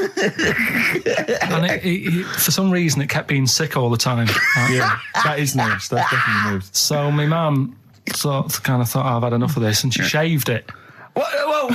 Whoa. Now, I know you're not vets in your family, but what correlation did your mum think there was between you being sick and shaving it? Because it kept being sick, and it was a pain to wash because it kept getting caught she up. wanted a dry wipe cat. So why didn't she just varnish it? What? It's weird. It's weird. So now he's cold and sick. No, but not all of it. She left sort of the back half, but sort of from its waist, sort of. I love that. Shave it because it's sick on itself. And that is it was the weirdest looking thing. I mean, normally I like cats. I'm always like giving yours a stroke on the head and that. Yeah. But as soon as she did that, it was like, oh. Yeah. Can't touch it. And then. So now it's sick, cold, and hated. Yeah. Karl. It must have. I mean, the other cats must have been taking the mick out of it constantly. It's just making things worse. Did it get? I'm hoping that it got run over and was put out of its misery. No, I think it got all right, that one. Or is that the? Yeah, it did get run over. I did. Oh, God. Oh, dear. How many cats do you say you've got through? I'd say whilst I was living at home, I mean, it's still on the increase even though I'm not there. So whilst I was there, probably 5. God. Wow. Oh. Yeah. And were you upset each time, or you just got used to it? It's one of them things, isn't it? Like I've said before, when you first see something, it's a bit of a shock. Do you know what I mean? It's like the Elephant Man or whatever. Yeah. First time you see him, it's that sort of, oh, look at that. Do you remember the first time you saw Steve? No, I'm not being funny. Do you remember the first? Yeah, but I've said this before. It's always, then you get used to how people look and you don't... No. I'm going to burst. You have to play a record. No, but... Because I just see Steve's face. No, but I've got used to it. Shut up. This is XFM 104.9. I'm Ricky Gervais with me, Stephen Merchant. You're listening to the best of, basically, Karl Pilkington. Just check, because there are rules in place, aren't there? Yeah. There was a big bust up in the week. I'm only allowed to wind him up. I'm not allowed to wind him up socially now. I'm not allowed to... What am I not allowed to do socially? I think squeezing the head, socially, has been crossed off. Right, okay. And I agreed to that because it got to a head where, Karl was really upset and he was thinking of just giving it all in, weren't you? Yeah. Yeah. Why was that? Because you were just winding me up too much. Yeah. I mean, do you want to bring it all up again? I don't mind. What was I doing? It was just... I should say now that there was a conversation where we were all sort of really walking on eggshells. It was frosty. It was a conference call, and Karl was on one end. And I'll tell you, I was very much a media. I was very much a UN mediator. What do you think of that? It was difficult to sort of keep it serious when I'm saying stuff like, I'm sick of you putting a Burger King bag on my head. Do you know what I mean? Yeah. There's a part of me that's like, I can't believe we're doing this. What I like about it is that I'm laughing and going, well, I won't do that anymore. And he's going, you can still do it on air. And like today, I came in, I went to squeeze Eddie, went at 1 o'clock. I love those rules. Yeah. I love those rules. Well, between the hours of 1 and 3 on a Saturday, you can squeeze his head, you can put a Burger King I bag on his... can't wait. It's terrible. Oh, dear. That all started last week as well, really, because I got in a bit earlier to do an edit for you on some track that had swearing in it, right? Yeah. So I get in early, he comes in, first thing he does is go to sort of squeeze me head. And my reaction was, not now, do it later. As if it's all right to do it later. Yeah. So that's kind of what made me think this isn't normal. We should just point out, when we say squeezing your head, what exactly does that mean? I put my hand on the front. I do 2 experiments, right? Yeah. One is the side, because you can crush an egg sideways, so I think that's more dangerous. Right. And I actually put my elbows out, and I pressed like a vice, and I really go for it until it really hurts. And the front one it shouldn't hurt so much, if my experiment's right. I don't know. Well, it was all this that sort of, built up. Sure. And the research that you're doing there, Rick, is that going to be available online at some point? Well, that was the problem. That's what I was saying to him, because it kind of started last week. Well, it's been going on since we've known you. Yeah, but I just upped it last week. It got out of hand a bit. I upped it to when I think it got to ahead on Thursday when I filmed it. That was it, yeah. That's right, yeah. I brought in a cameraman to film me torturing him. And there was some people from the 6th floor being shown round. Yeah, some management and that, showing probably clients round. Sort of, they've probably been on all the different floors, same what all the different radio stations do. This is XFM, the sort of this sort of noise going on. Yeah. You see them all look down. I'm saying, don't do that, right? Sure. They might want to spend a load of money. Yeah. Right? Yeah. And he's doing that. He's wrestling with me. He's filming it. So that's when I just thought, It's mad, isn't it?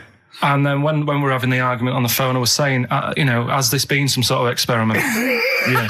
He did. He said that, and of course I lost it. Yeah, but it's all good now. Do you want to squeeze his head before we play the next? I won't at the moment because we've got to get on. It's not right, and that annoyed me as well because I was trying to find out where he was going. I was filming him. I was going on waiting for Karl. Told Johnny he's meeting a mate at 6, which annoys me on 2 counts. And I'm just doing it to the camera, So I'm gonna follow him and just turn up and go, all right, where you been? But then when I came in, he went, I'm meeting a mate, and he told me where it was. So I told him that spoils my fun. Of course. Because you'd want to just track him down. I don't want him to like it. Yeah. Which is pulled the rug under my carpet now that he's going to let me do. Do you know what I mean? It's just, it's a little bit annoying. Right. Is this talking about diets and stuff? Right. Go on. They've come up with a drug that they tested it out on a mouse, right? They said, it's a problem. That weight is a big issue in the world, and a lot of people are depressed, and that probably like Rick Waller. Well, I'm depressed looking at Rick Waller. Well, Oh. I mean, you could sort out Rick by, Jono is an old man. He's got loads of money. He's not old. No, but he's getting on a bit, right? He's about no, but my hang on a age, minute. What I mean is he does his own shopping, right? So I bet it's hard. What do you mean? Because he's like, how old is he? 35. Right, he's got loads of money. He does his own shopping. So when he goes to the supermarket and he passes, the sponge cake section, it must be tough when you've got loads of money to burn that you go, oh, just one more. Yeah. One more. Look, we are getting close to libel here, I think. No. But I'm saying how it is because I've tried like losing a little bit of weight. Have you? And it is difficult when you're in Waitrose and you see a little chocolate muffin and you think, well, one more and I'll do without. Do you like a little chocolate muffin now and again? Well, yeah, right. Is that your favourite thing? So the thing is, let him finish his point. So the thing is, right now with Rick, he lives at home with his mum. So why doesn't his mum just say, "I'm going to buy less this week, and if you eat it all, you're not getting any more." Yeah. That's sort that. Does he live A short, sharp shock. I bet he does. So you don't actually know if this is true or not? No, but anyway, right? So this drug they've come up with. They've tested this on mice, haven't they? They've tested I'm worried if they haven't tested it on mice. Thank God for that. It's definitely been tested on mice. Definitely. They fed a mouse a load of cake. Yeah. Right? And it went a little bit chubby, and he said, right, stop a minute. And then they gave it this drug that makes you lose weight. Yeah. And its weight went down, but the only bad side effect was its eyes were popping out. Well, that seems to be fine then. Let's give it to Jono. There doesn't seem to be any problem. Oh, let's Rick should get some of that. Yes, truth, Doc, look at these. Oh, Jesus, Jono, your eyes are popping out. That happened to the mice. Sorry? That happened to the mice. But what do you mean? That's the option. What do you mean that's the option? So I love the fact that your choice is either be like a fat, happy man who has the odd sponge cake, or a stick man with eyes on stalks. I mean, Steve's chosen that. All right, calm down. I thought we were slagging off Rick Waller and fat people. Sorry, Let's mate. have a go at the fat people before we start on me, really. Yeah, no, I didn't. I forgot. I mean, it's like... Yeah. Because I've got some issues and body issues. I know. But Rick Waller's grotesque, Yeah, sorry about I'm that. just a little bit weird. I mean, do you know what I mean? Yeah, should we play a song and... Well, I'm just a little bit offended. That's upsetting. Carl, have you ever logged on to Friends Reunited? It was the site that everyone was talking about last year. No. Are you aware of the concept? I've heard about it, but there's no one from school who'd want to see it again, really. So basically, for those that don't know, you have to log onto his website, and then it helps you track down your old schoolmates if they've also logged on and stuff. And we took the liberty, really, of looking on the Friends Reunited site and typing in your school and trying to track down any of your old mates. We didn't get in touch with any of them, don't worry. We didn't do that. We're not going to surprise you with them now. No. But I was just interested to know, like, some of your thoughts on some of the names that I could run past you. I mean, these are people from your year. Just tell me if you recognise the names. Sarah Morris? God, yeah. Remember her? Go on, you're grinning. What's the thought? Go on. No, just she was all right. She was a popular one. What does that mean? She was nice. Yeah. Okay. Okay. What about Darren Buckley? He was one of my best mates. Was he really? Yeah. Seriously? Yeah.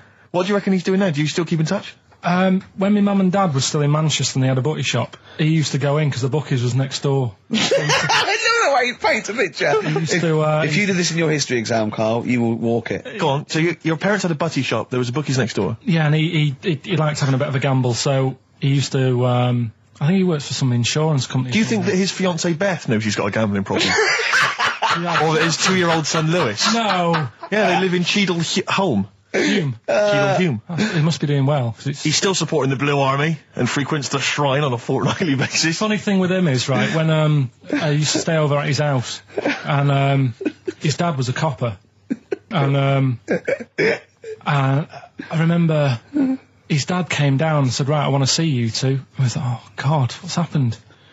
And got us round the table. And he said, do you know much about drugs? So we were like, what's all this about? So he goes, they're not good for anyone, they're stupid thing to get into. And we're like, yeah, we know. And he went, you know, do you? We said, yeah. He said, what's this then?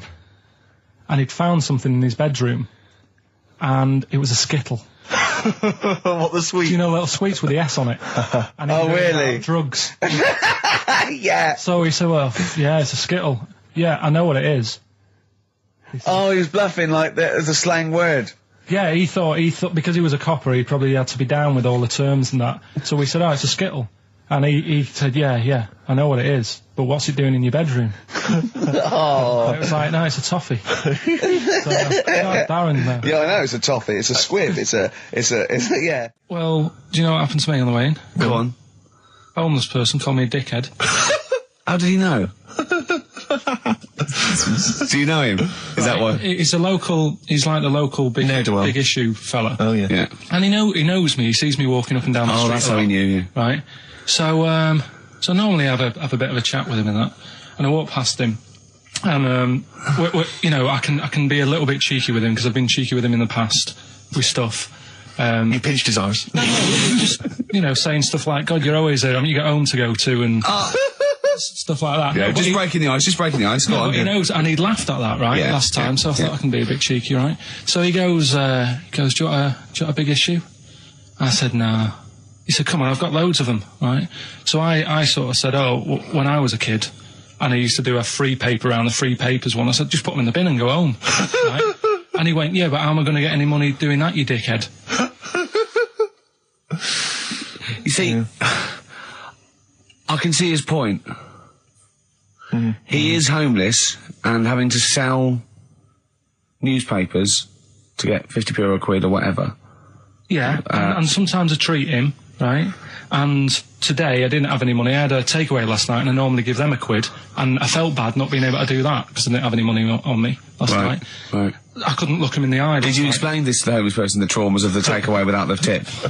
Did you explain that, you've had it hard as well? I go, look, you don't I had food delivered to my warm flat. Yeah, it was a nightmare. You don't know what that's like. You don't know what the trauma is because you can't have food delivered to your flat because you haven't got one. So please don't look at me like that. You should have said. But most people ignore him. At least I gave him a bit of acknowledgement and sort of... took the mick. Yeah. I didn't think I was. I just was being friendly. No, I know. You got to be careful with the homeless because this is true, and this is when the clocks went back recently, so you got an extra hour in bed. Yeah. And I was at Cash Point with a friend of mine, and there was a homeless person sat by the Cash Point, and we would get some money out, and she said spare some change, and my friend thought, he's a bit awkward. He's just trying to make conversation with her. He went, clocks go back. Extra hour in bed. Oh no. I gave her £2. I felt so bad. He didn't do it intentionally. He didn't realise what he'd said. Just making conversation. Bumbling. It's tricky making conversation with the homeless because there's so many areas you've got to avoid. What was on the telly. Yeah. Although I get recognised by homeless people and think, I don't know where... But you've got to remember that's very much your demographic, Rick. Yeah. People who watch TV through the window in Dixon's. In Dixon's, yeah. There was Ricky Gervais is on. Yeah. Pop the telly on. They can smell the alcohol on you. They think you're one of them. You're listening to the best of, basically, Karl Pilkington. Lloyd Cole. She's a girl and I'm a man. Good that, innit? On XFM, 104.9, Ricky Gervais, Steve Merchant, Karl Pilkington. As ever, Rick, there's always someone who steps in to defend Karl. Okay, what is the defence? What is the defence? Here's an email from Scott Coomer. He says, Karl is actually right. I've got an A-level in statistics and probability. It doesn't matter how long they have and how many monkeys you have. You cannot guarantee they would type the complete works of Shakespeare. Infinity makes it probably they would get it right, but not definite. Yeah. Well, yeah. Yeah. That's what I was saying. No, you weren't saying, Karl. You don't understand it. Infinity sort of sorts it out. That if they do anything, they nearly do everything, won't they? No, I mean they'll give it a good shot. No, that's not the point. But the I'd point be is surprised if they did one page right. Right, listen. It's not to do with consciousness. It's not to do with them aiming. They are just bashing away at the keyboard. It's like they're used to show that there isn't consciousness. They chose the chimpanzee because it can type, presumably, hit the keyboard. It's because they hadn't come across you at the time. Yeah. It's to take out thought out of it. It's to take out reason and trying, right? It's just random. They're saying that if you typed enough things, if the computer was left typing everything, if you left it for an infinite amount of time, and they chose Shakespeare because there is meaning behind it, and it's difficult to get it exactly right, to show you that Infinity would come up with it's not just Shakespeare, it's every novel. It's everything. Fairly eloquent there from Gervais. A quick riposte, please, from Karl Pilkington. No, I'm just saying, what I don't understand, if it hasn't read it, then how does it know where it's going? Listen, right, listen, right, can I just explain to people, right? Some people have said, why are you cruel to Karl? He drives me mental with things like that. What do you mean, wow? Can I just go? Let me just take a breather. How do I do your editing? He keeps coming in the week. You know that I work here properly, in the week, don't I? Yeah. I've got a proper job, Yeah. Should be 9 to 5, but I normally get in at about 8 o'clock and work. A lot of about people getting 8 o'clock. Working hard, trying to do my job. 3 times this week, I've been rushing around. I walked past my little studio. He's sat in there, all right? Now, because I've got this sort of job, I can get away with it. I said to him, if I was a doctor, would he keep coming to me practice? If you were a doctor, there'd be severe problems with the NHS. Imagine that. The standards would have lowered so much if you can arrive at the hospital, you're a doctor. Pop in, I'll go to lunch, don't we? We have a little lunch break, don't we? I go, come on, let's go now. He goes, I'm busy. I go, come on, let's go now. He's going, oh, you're doing me head in. Well, when I was talking about the monkey conundrum with Karl, he said to me, right, if I had a day off work and I was, say, watching the TV and with one hand I was typing a typewriter, would I type Shakespeare? I mean... Yeah, but you see, there's certain things. We were talking a little bit about this stuff the other week, weren't we, when we said you were going on about Einstein, and I said he's not that good. E equals MC squared. It sounds good, but I've never used it and that. Right? I've never used it! You haven't used 2 and 2 equals 4, Karl! The fella with an apple fell on his head. It could have been anyone sat under that tree. Do you know what I mean? It's just annoying. Lucky. And it just happened to be a genius. Newton gets all the credit for his laws of the universe. Well, other people were working whilst he was having a lunch break under the tree. So in a way, it's like he didn't deserve to have that success story. Again, forget the apple and the tree and whether he was sitting down having a lunch break. It's totally irrelevant. Yeah, but what I'm saying is there's certain things that will just happen. It's like, I think we were talking when we were out eating the other week. We were talking about Noel Gallagher. Well, this is the reason the monkey discussion came up, right? Noel Gallagher. I don't know what to say. I don't know what to say. Rick, I don't want to misquote Noel. I'll be like Herbert Lom in Clouseau. I'm going to get a twitch whenever he opens his mouth. I don't know where to start with some of his statements. Well, as I say, this discussion began because we were talking about a quote that Noel Gallagher supposedly gave. Now, I don't want to misquote Gallagher, but the gist of it was that he said, had I written Wonderwall or whatever, instead of the Beatles writing Strawberry Fields or whatever, I'd be the one that was considered the great songwriter and it wouldn't be the Beatles. It's just the fact that they came first that meant that they get all the credit as being the greatest band. I don't know where to start with that statement either. I mean, that's Gallagher's thing and he's, well, whatever. We know what we think of that. What was your point, Karl? You agreed with him, didn't you? Yeah, I reckon, right? Do you know we've talked about putting a baby in a room before and it'll know what colour it is and stuff? If you've got a room that's painted red, right, but forget that because that's going to confuse him. Hear him out. Listen to me. Say if they did some new TV show, right? Like, what's that film with Jim Carrey in where the Truman Show? The Truman Show, right? So they make up a little room and some woman has some kids and you say, right, let's put the kids in this room, and they don't know what's going on outside. They don't know anything about, like, EastEnders and that. It's like their little world, right? They don't know anything that's gone on. How could a child survive without EastEnders? Right, listen. So, he's sat in the room, right? And then, when they're all asleep... Right, wait for this bit. Someone Have you heard this bit? Wait for this bit. They're all in a room. Yeah. They're asleep. Yeah. Someone pops in, puts a guitar next to the bed. Right? Nips off out again. They wake up in the morning... And one of them goes, what's this? They don't even know it's a guitar because they've never seen one, right? They're talking English, though. Yeah. We just left guitar out of the vocabulary. Right, so... There's plenty more to come. So, one of them will pick it up, and they'll go, I don't know what it is, and they'll start strumming, they'll go, that sounds good, doesn't it? Give them a few weeks, they could come up with Hey Jude.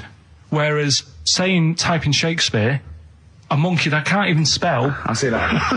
Listen, you can't answer it. I might come with you, Rick, if that's all right. We've got to sort out that Christmas special as well. Yeah, no, sure. All right, I'll see that. I'm shooting off then as well. Cheers, Karl. In the week, I called Karl up. I said, how are you, mate? You went, not too bad. Now, as you know, his girlfriend's been away for ages, hasn't she? Covering the World Cup, the African Nations Cup. She's a sports journalist. Well, yeah. All right. Okay. I love the fact you're thinking, what does that mean? Like, well, she's not much of a journalist, Rick, to be honest. I've read some of her stuff. No, but she's not on air. She does stuff, Yeah. Behind the scenes. Yeah. Sure. A lot of journalists do. You always want to make clear that you're not going out with Kate Adie. That's what you want to make clear, isn't it? Yeah. Now, so she'd seen none of the meteoric rise of Karl as a broadcaster. She's been away for the whole time since you've sort of become... a wit. Yeah. A cult figure, to be honest. And he hadn't told her this, so, apparently he went home and she was sitting there looking a bit grumpy. He went, all right, so yeah. She went, should we go out then? She went, I'm not sure I want to go out with an idiot. Right? Oh, no. Yeah. And she went, Loch Ness Monster. Why don't you just think, of course the Loch Ness Monster lives in Loch Ness. And she was giving a bit of a hard time. And she went, that's why he said, that's why I didn't tell her. I didn't tell her really. Same thing happened when I was at school and I had to play drums in Little Donkey. I didn't tell my parents, right? But my dad turned up anyway. And what happened? He, How old were you, Carl? Well, it was the school that I used to go to. Oh, yeah. Like, Oh, yeah. You went, well, you used to go to the school you used to go to? No, but what I mean is, I didn't go to secondary, did I? So I missed a lot of that. Sure. But primary, I liked. Oh, it was all colouring in and stuff. Yep. And it was a Christmas play, and I managed to get a part in it. And, did you audition? No. Got a part in it, and I should have been playing the drums to the one about Kings. We Three Kings. Yeah. I was meant to be doing that, but Little Donkey came on, and it was one of those. What do you mean came on? That was like next up on the next song. Right. And it's one of them songs that you can't help sort of tapping along to. Yeah. Do you know like if I was to go yeah, you'd have to finish it with. Yeah. Do you know that they actually send that into space? Do they? And what, hoping that aliens will respond with that? Yeah. They do that because apparently it is one of them things that you can't help. What, even if you're an alien life form? Yeah. They know that, do they? Yeah. But anyway, what, because they watch Star Trek or something? Hello. Knock knock. Yeah. No, seriously. Is it true? Like if you send out knock knock into space, yeah, they have to say that. Oggy, oggy, oggy. Oh, that is great. Seriously. Oh, hold on, what's something out there? What's a little green fellow? That is great. Yeah, so anyway, that is Little Donkey is like one of them tunes that you can't, and I was there and I had the drumstick and I thought, oh god. The drumstick! I could feel myself. And anyway, just wanted to do it, yeah. I started going along and playing Little Donkey, which I wasn't meant to do, but it went down such a storm. What, were there people like parents and that dozing off, and then suddenly they heard your version of Little Donkey, and they thought, wait a minute, now it's really picking up. What do you mean? I'm glad we paid £1.50 for this. What do you mean it went down such a storm? They're going, hold on, was it like when people have Ringo lighters in the air? You know, like when Ringo joined the Beatles, now going, boo, Pete Best, but he went, yeah, they went, whoa! Oh, God. No, but the teacher just said, oh, it went down really well, you can do that again tonight. Right. When you're in it again. But anyway, so my dad was there, and you hadn't told him about this performance, so he just turned up off his own back. I never took the letters home and stuff to show my mum and dad because it just put me off. So anyway, he turned up. Don't know why. He must have heard from someone else's dad. Yeah. He turned up and he swore about me, which did he? I don't. Could you use a word that's allowed to be said? The word. Of course it is. Right. If you got a kid in the car or anything, you can turn it down now. Yeah. Right. But he said. There was a guy stood next to him with a camera, big video camera, filming it.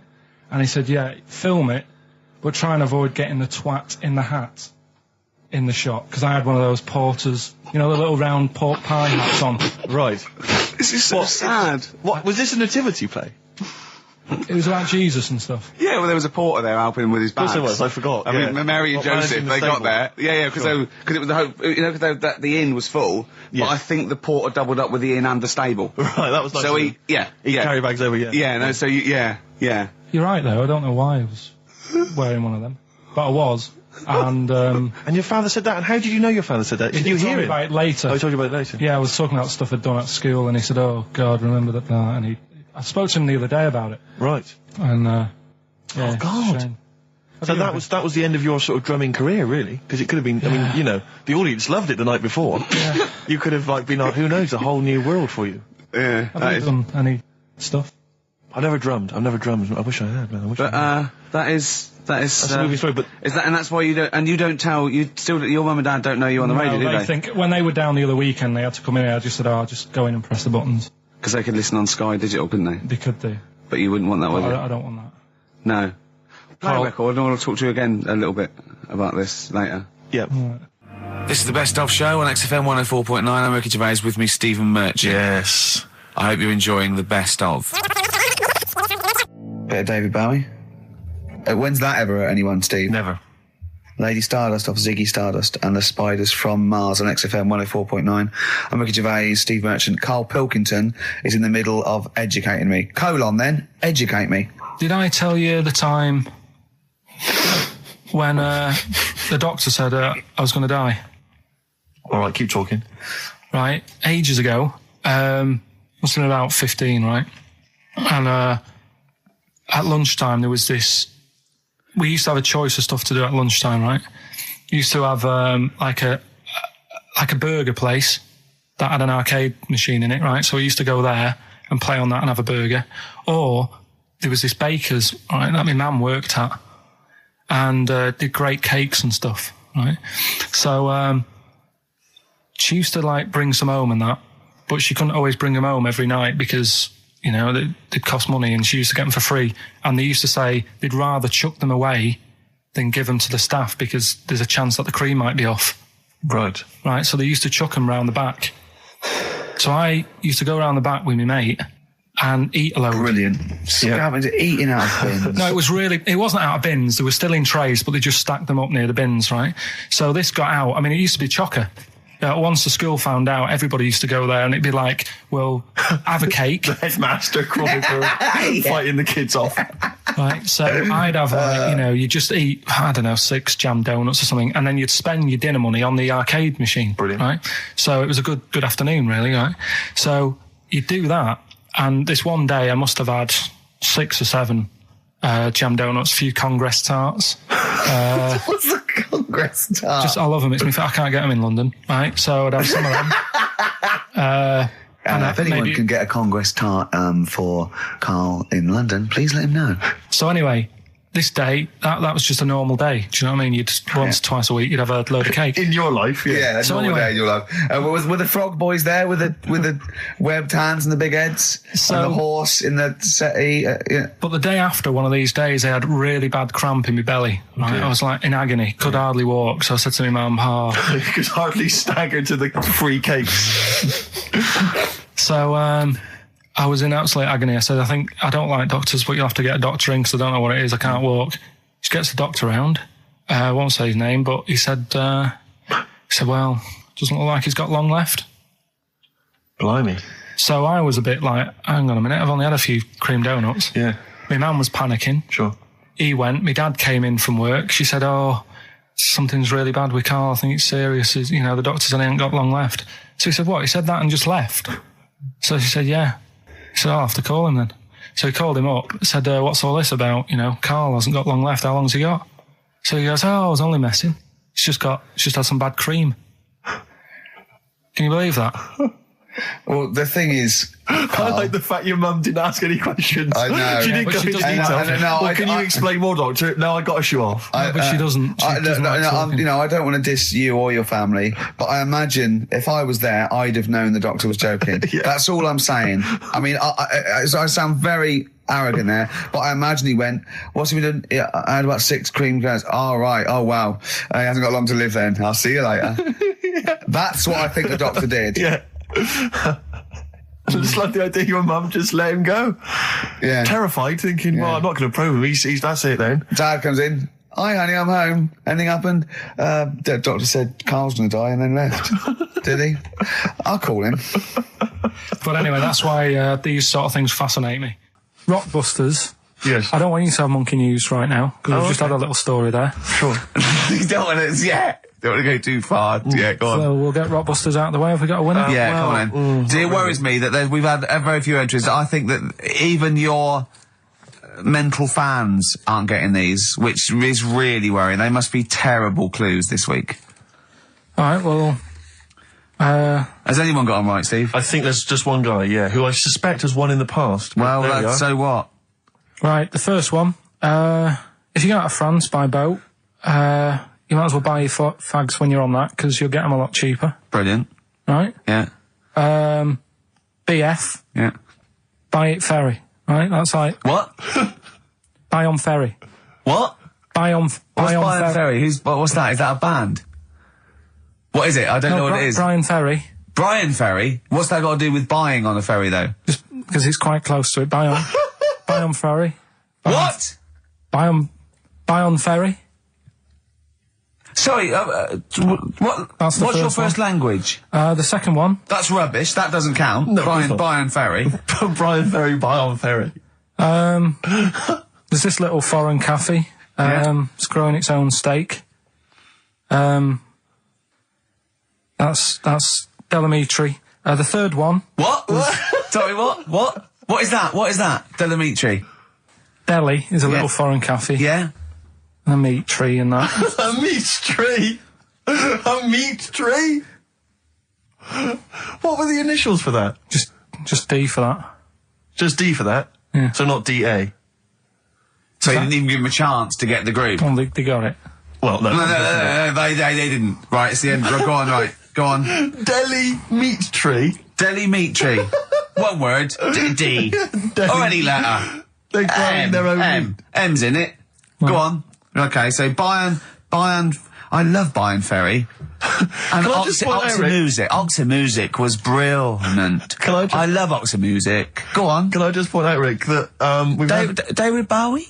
Delhi meat tree. Yeah. I don't see why necessarily Aidan, who emailed in, why he doesn't get to win, because he emailed in dire steaks. Seems to me just as valid, as far as I can tell, but Delhi meat tree it is. And the last one, if there was a Jamaican fella on the Titanic... I'm looking forward to this. With a little bit of fear. Jamaican fella, if he was on the Titanic, he probably would have screamed this. Yeah. That's Christ de Berg.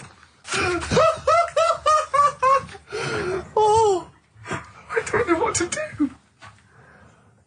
Stunning. So who's the winner? I'm not going to give it to anyone. I just don't... what's the Jamaican bit got to do with it? Just the D. Just Christ de Berg. Say it again? No, I think they've worked it out now. Say it again? Christ de Berg. And who's that? What?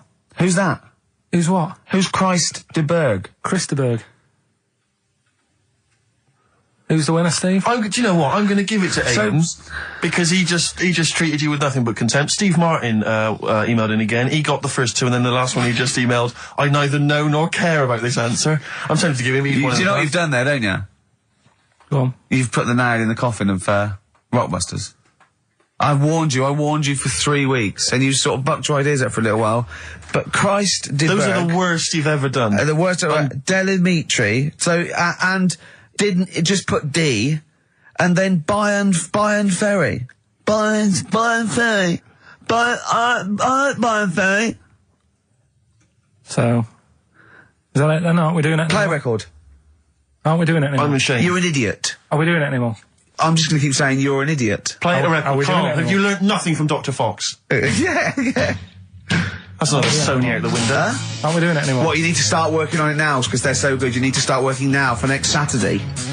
Aren't we doing it anymore? Just, I don't know. Aren't we doing it? Me and Carl went out, right? With me and Jane, Carl and Johnny and Gigi, wasn't it? Gigi, Is it important to win? No. Okay. But we're walking on the street. Carl was there, though, and he can back me up on this. We had a curry. We were walking back, and this little funny homeless fella, didn't he? Mm. He, I got to tell it before I go, didn't he? Yes. He came up to me, right? And he recognised it.